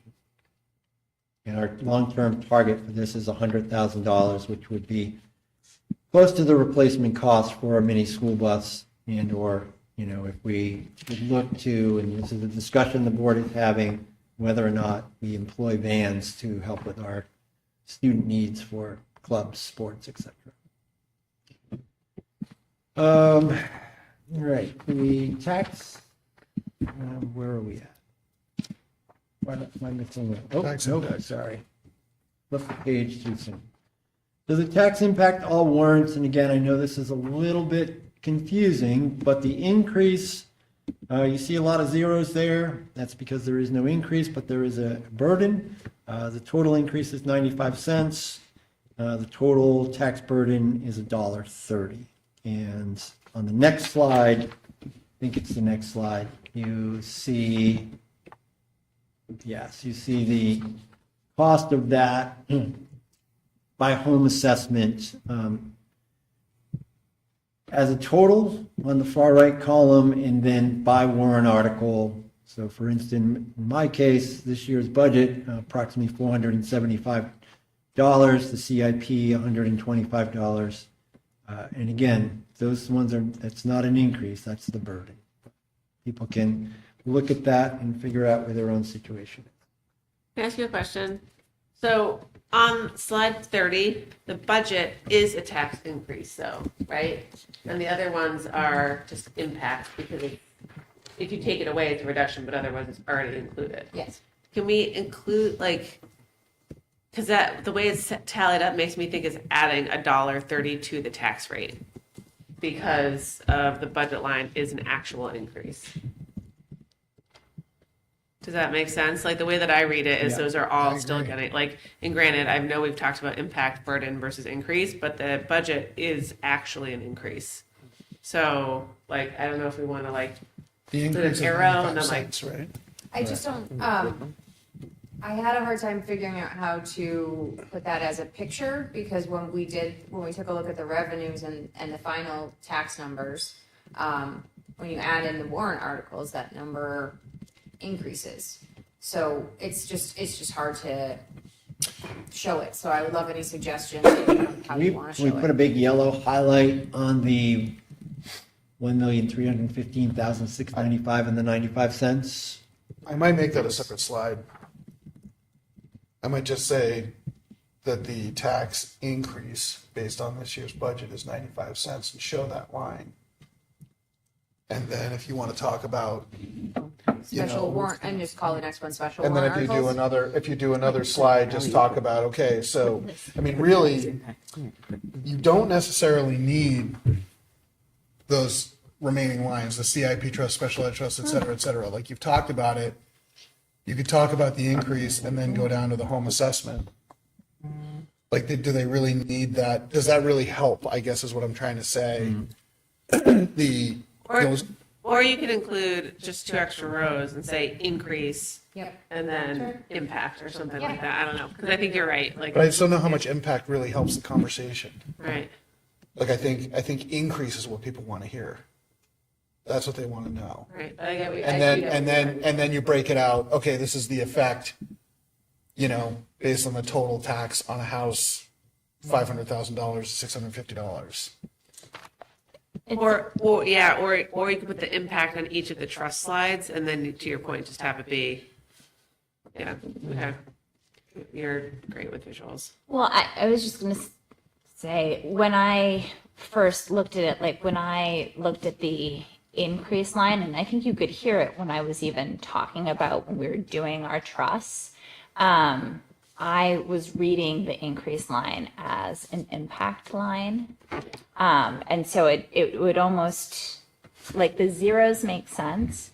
That increase, I almost want to put plus 95 cents right there instead of the 1,315,000. Can we just separate, can we just put a line between the budget and the CIP trust with a different header there?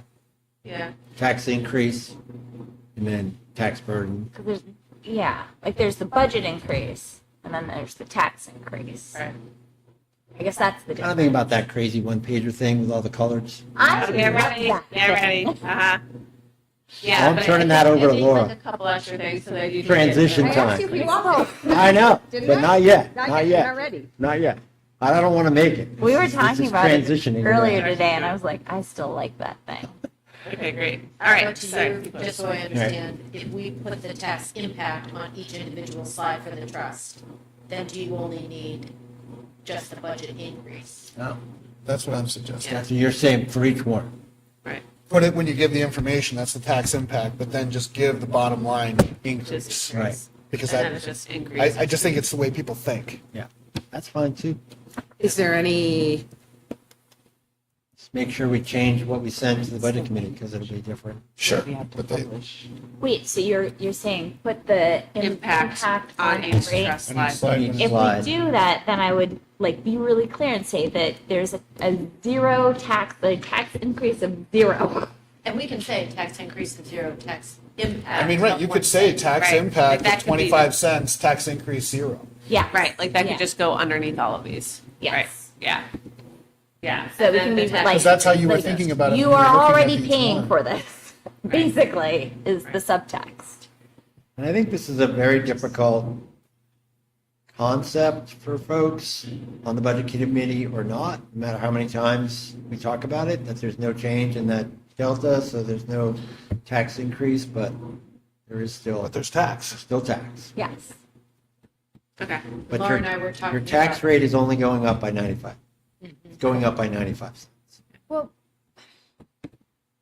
So this is the same conversation. It is, and this is, we talked a little bit about talking in, full terms rather than increases, because if we look at it, if we are comparing right now, the tax rate that's right now has them in it, yes.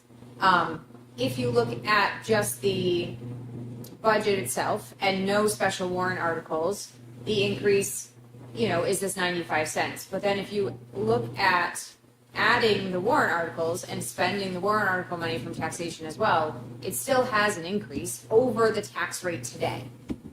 It just still does. Why? It ends up being a little over $1 because you're increasing your appropriations, but you're not increasing your other revenue.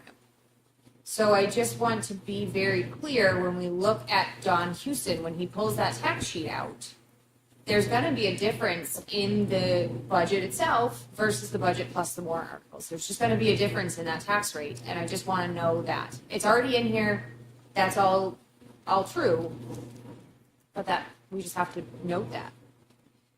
But it's not going to be $1.30. As of right now, no, it's not $1.30.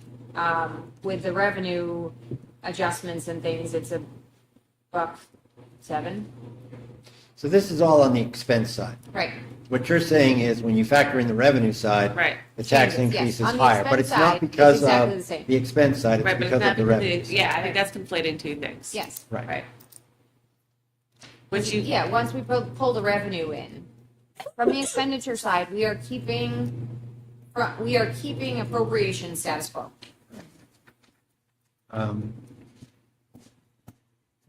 Okay. I want to go back to the You know, overall it's slide and, hang on one second. Which one? The withdrawal slide, It's gonna be like slide 2 or something. appropriation slide. Slide,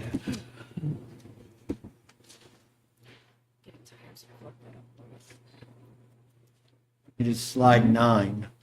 Can you give me the title, Rob? Overall operating FY '27 budget proposal. Yes. This one? Yeah. So that one, we say the tax rate impact is 95 cents. That is of the expense side. That's the expense side. The Correct. actual tax rate increase is going to be $1.07.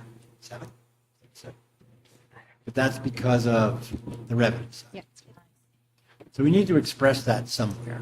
But I think that could be a summary slide at the end, because we do the tax impact home assessment, then there's a slide on revenue. And I think that then it should say, because we have these decreases in revenue, the actualized tax rate impact is going to be 107, which is not because of stuff that we're changing on the funding side, but because of special education aid, adequacy, and swept. Just coming up. Yeah. The So it's just one more yeah, thing. this is our appropriations, right? This is what we're asking to spend, what's on the warrant article. This is the expense side of things. Yeah. I just think we need one between 32 and 33. Yeah. We need a penultimate summary slide. Yeah, so you guys can think about how you want to do that. We can, Do you want this to say increase instead of impact? Or impact is okay? I don't feel I think we strongly should one way or say the other. increase, I think we should say increase based off of Yeah. trying to keep it all, Sure. the nomenclature clear. Yeah. But again, defer to, So maybe that's something for, can we go to, Amy, to the revenue highlights slide at the end? In the next, so I've got so this is first. So this is just one of the changes in the revenue side. So special education aid, again, forecasting, because as Laura pointed out, we may or may not know these things until next November in terms of what the actual numbers are. But given the current scenario and what's being considered reimbursable, yeah. we're looking at a $90,000 shortfall in special education aid. In terms of the adequacy grant, we're also looking at a decrease of about 98,000 based on student enrollment. And that's that average daily membership, which is that formula. It's a little bit different than our actual student population. So those two things is what's driving that increase in the tax rate because of the decrease in the revenue. Why is there a decrease of 98,000 when we have a slight increase in enrollment? They're both projections. They don't count preschool when they do your average daily membership. So that takes out about 45 kids of what our actual enrollment is when they do the calculation, as Rob said, they don't include certain pieces, transportation. Yeah. And the Well- ADM is Average daily. right, average daily membership, so it fluctuates. The average bodies in the buildings So on a day. if you have 4% absent rate, that's going to decrease. So then, because of this, and I think we should say projected, not finalized, total tax rate, whatever, 107, right? Because I think we Right. need to make sure with that final thing that was like, again, Right, because that tax rate won't actually be set 10 until months from now. December. Right. Moving Yeah. targets. Yeah. And then the final one is, yes, we do have a little bit of a revenue increase from SWEP. So the state, in its wisdom, in practice, we will see an increased amount of our own money coming back to us of $37,000. And then in terms of our use of revenue for the budget, we will be drawing $400,000 from the contingency fund. Last year, we drew, at least at school district meeting time, we drew $100,000 from fund balance. That rose to 119. That is to be determined at this point. As we get closer to school district meeting, we will put a number of some sort in that lane. Great. And I need to change that number. Contingency fund, yeah, minus 310. What is it? Minus 310? Yeah, right, I think. And Great. that's all she So we wrote. took from the contingency 310. Okay, that's great. I think it's exceptional.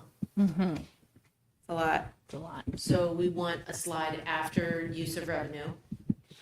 Slide before use of revenue, after revenue highlights, right? Because use of revenue is different than the tax rate. Or is it not? That's Do the you same. want this, does this go before revenue highlights? This is where the one pager would actually be helpful, right? Because we could show the tax increase on the expense side, and we could also show the tax increase on the revenue side. Right. I love that stupid one page. I was always fine with it the other way, but I'm happy to, you can change it. It is use of revenue, so it's use of district funds instead of revenue.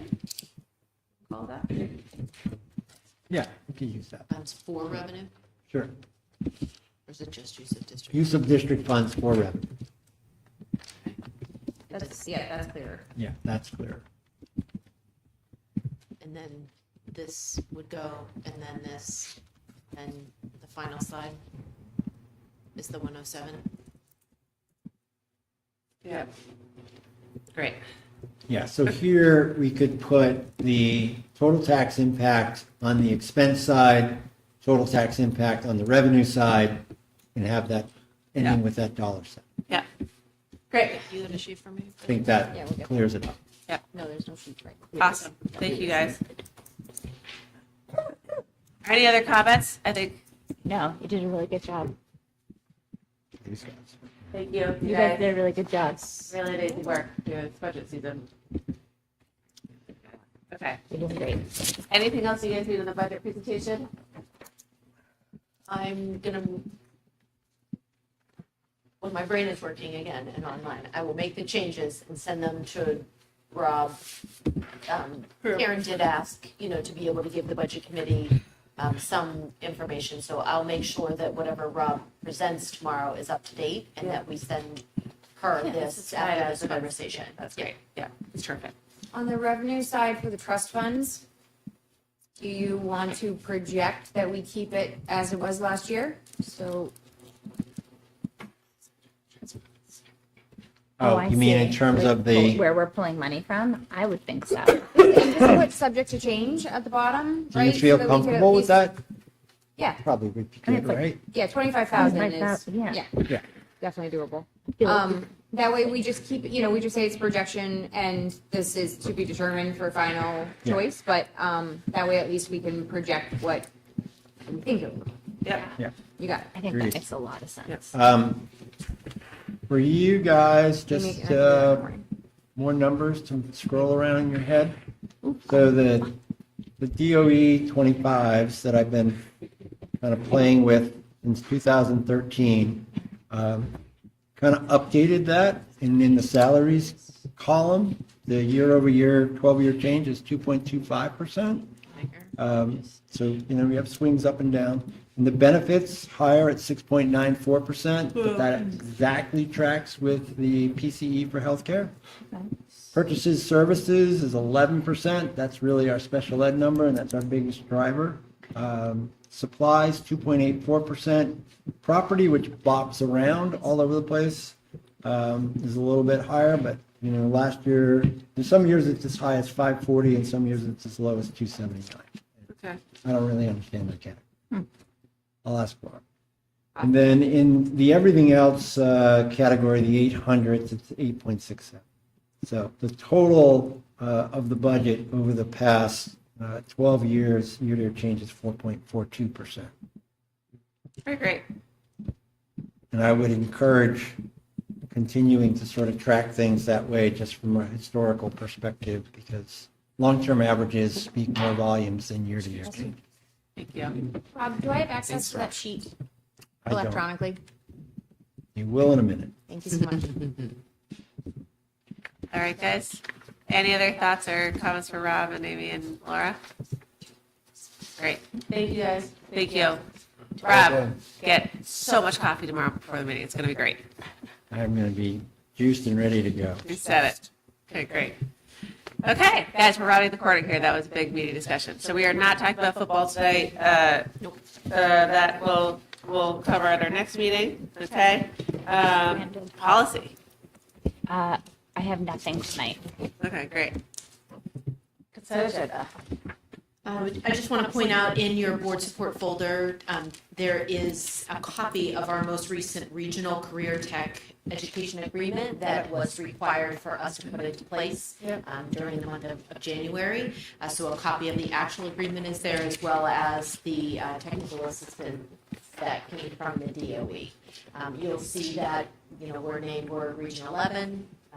We send our students to Concord, and it just outlines everything that's required through that RSA. Yeah. Great. Thank you. Okay. Personnel report tonight. New hire Benjamin Neff is going to be joining me in the business office as our district accountant. And he will be starting with us on January 20th, once he gets back from vacation. And then, unfortunately, a resignation tonight. Carissa Carr, an IA at the middle high school, has resigned. effective January 16th. I just want to say I had Benjamin F. when he was 10. So he's going to be an accountant now. It's great. He is no longer 10. He's no longer 10. Yeah. That would be amazing. Yeah. This great kid. Awesome. Accountant. Yeah. We're just not all the kids. He gets it right, you're gonna give him a gold star. That's a good math student. So. Amy, if it makes you feel any better, this one and that one both sat in the second row, third seat, so, you know. Yeah. Yep. Okay. For donations tonight, we have one, it was spoken about earlier, donations or unanticipated revenue, right? Eversource, we received a $19,000 HVAC project rebate for the library air handler that we did. This was not part of my other local revenue budget. I don't have it projected in the MS 24. We didn't know it was coming. And so it is considered unanticipated revenue. So the board has a choice with this. If you accept the dollars, it goes back to, as an overcollection of revenue, goes to taxes. If you motion to accept and expend it on towards facilities related purchases, we could use it to purchase the Genie lift that broke unexpectedly, that is needed for many, many high school programs and is a significant loss. Okay, so I can make a motion, right? Yeah. We did, and we did discuss it in CIP before this meeting, and that's the recommendation of CIP. Yeah. Option 2. That sounds like. All right, so I'll make the motion second, then we can discuss. I make a motion to accept the $19,000 HVAC project rebate from Eversource Energy and to expend the unanticipated revenue towards facilities-related projects. Second. Great. Okay, any discussion? So we've talked about CIP. Yeah, and then right now we're renting one for a variety of uses. Jim had gotten quotes. I think it was $19,169 for a new one, which could be very beneficial to us. Can help us with doing like our own painting projects, with various maintenance things around the different buildings. I can't honestly remember what else we were talking It's about. an incredible tool to have. Yeah. I mean, just think. I've been in one this room. back in my college. Said it also fits in the elevator, which Right. is. Oh, the Right, new one that's would right. fit. Yeah, it's used for it's a scissor lift. It's a one person driven scissor lift, and it's used in performing arts, in PE, in facilities use, in athletics, and it can be moved to the other buildings with our maintenance van, I think. And whereas it's an outlay to get a new one, this is going to save money in terms of having to rent them when we need them, or hire some third-party vendor to come and do a variety of things that we need to do. So I think it makes fiscal sense to have one in-house. Great. I hate renting. No, I feel like that's new. Stamp storage unit. We're gonna rent it. We know. That's what we're all thinking of as we're like, oh, Suzanne. Okay, so any further discussion? I hope not. Okay, all those in favor? Aye. All those opposed? Great. All right. Anything else here? We do not have financials tonight, so superintendent update. I already gave it about the seats. I jumped. You jumped. Online. You're so excited. Yep. Okay, awesome. Okay, really quick, policy, when are you guys meeting next? Great question. Are we meeting Thursday? We meet next Tuesday. You guys are meeting the after this 30th. meeting. Yeah, Right now. we Yeah. are not doing that. So can you approve consent agenda? 13th. Oh, yes. Do I have a motion to approve the consent agenda as presented? Yeah. Second. Okay, any discussion? Okay, all those in favor? Aye. Thank you, Jody. Great catch. Okay, CIA? We meet next Thursday. Great. That's exciting. CIP just met today. Anything new and shaken there, other than what we heard about? We talked about the warrant amount. We talked about next year's project lineup, our Martin School bathroom, the oil tank, propane boiler, middle high school. We talked about prioritizing projects at our next meeting. We talked about this Genie lift. And we also talked about HVAC control server at the Maple Street School and the middle high school. That's exciting. Okay, great. That's a lot. Way to go, guys. That was a quick hour. It was a quick hour. Nice work. Okay. Safety and Security is meeting on the 20th, sometime coming up. I saw it on my calendar. I don't remember. It's coming up. Safety and Security meets on the 20th at 3:15. Oh my God. I have a working brain sometimes. Terrific. Okay, great. EMC is meeting on the 22nd at 3:30. Okay. We were really excited at our last meeting. We talked about the ending the era of plastic serveware. So that's big time stuff. Everyone got, all the different school newsletters got updated. It was terrific.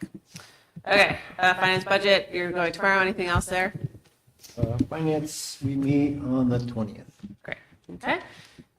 Which will be before Our next meeting. next meeting. Great. Wellness.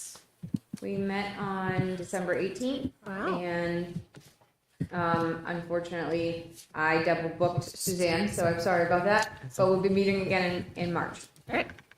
MPD, anything shaken there? Nope. Okay, great. Okay. Public comment.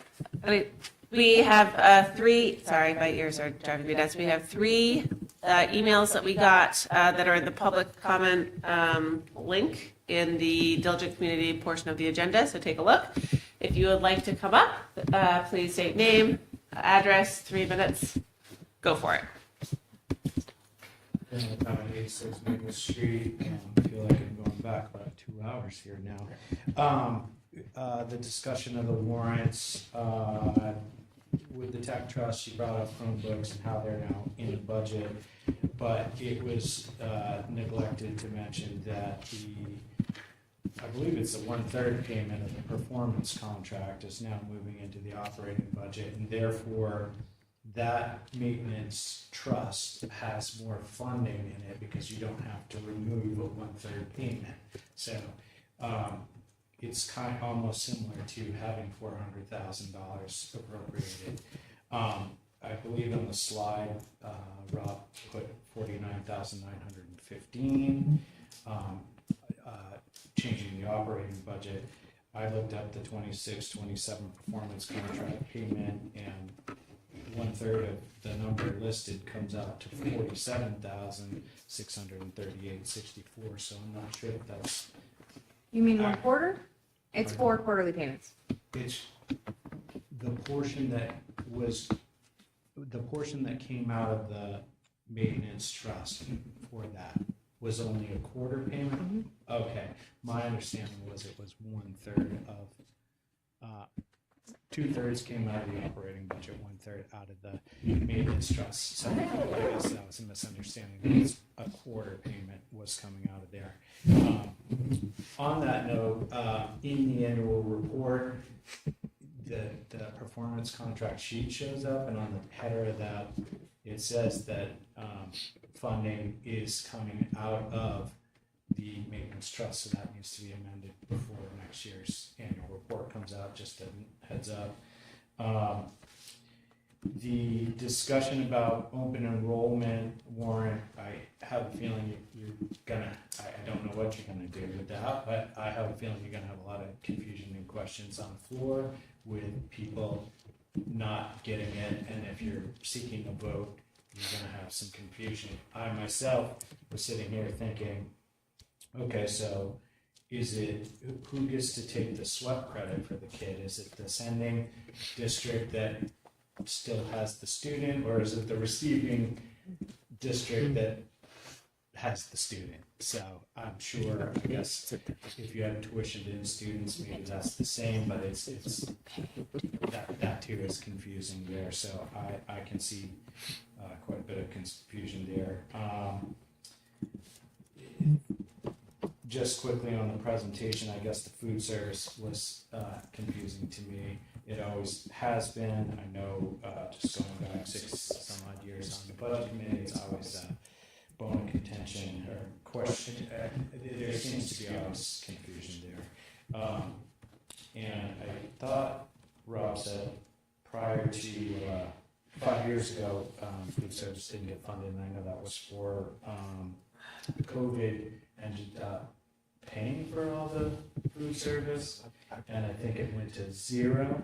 What I meant was that prior to that, any negative balance was just, it wasn't projected into the budget. It was paid for out of unassigned fund balance at the end. I thought, I sheets back, and I thought 6 years ago, so 2019, there was 200,000 allocated on that budget line. But anyways, food service is a challenge for someone that's been looking at it for 6 years to be following this. And I don't know a better way to articulate that, but if someone that's been focused on this for some time is not getting it, I don't know how we expect the general public to get it. And those are my comments. Thanks. Thanks, Lauren. Thank you. All right. Any other business? Okay, guys, that's a long meeting. I appreciate everyone for being here. Thank you, your students. I might have spied a calculator out and about some math homework. Tonight's multitasking, Lucy Beardmore. With that, I am going to make a motion to adjourn at 8:38. Do I have a second? Second. All right, all those in favor?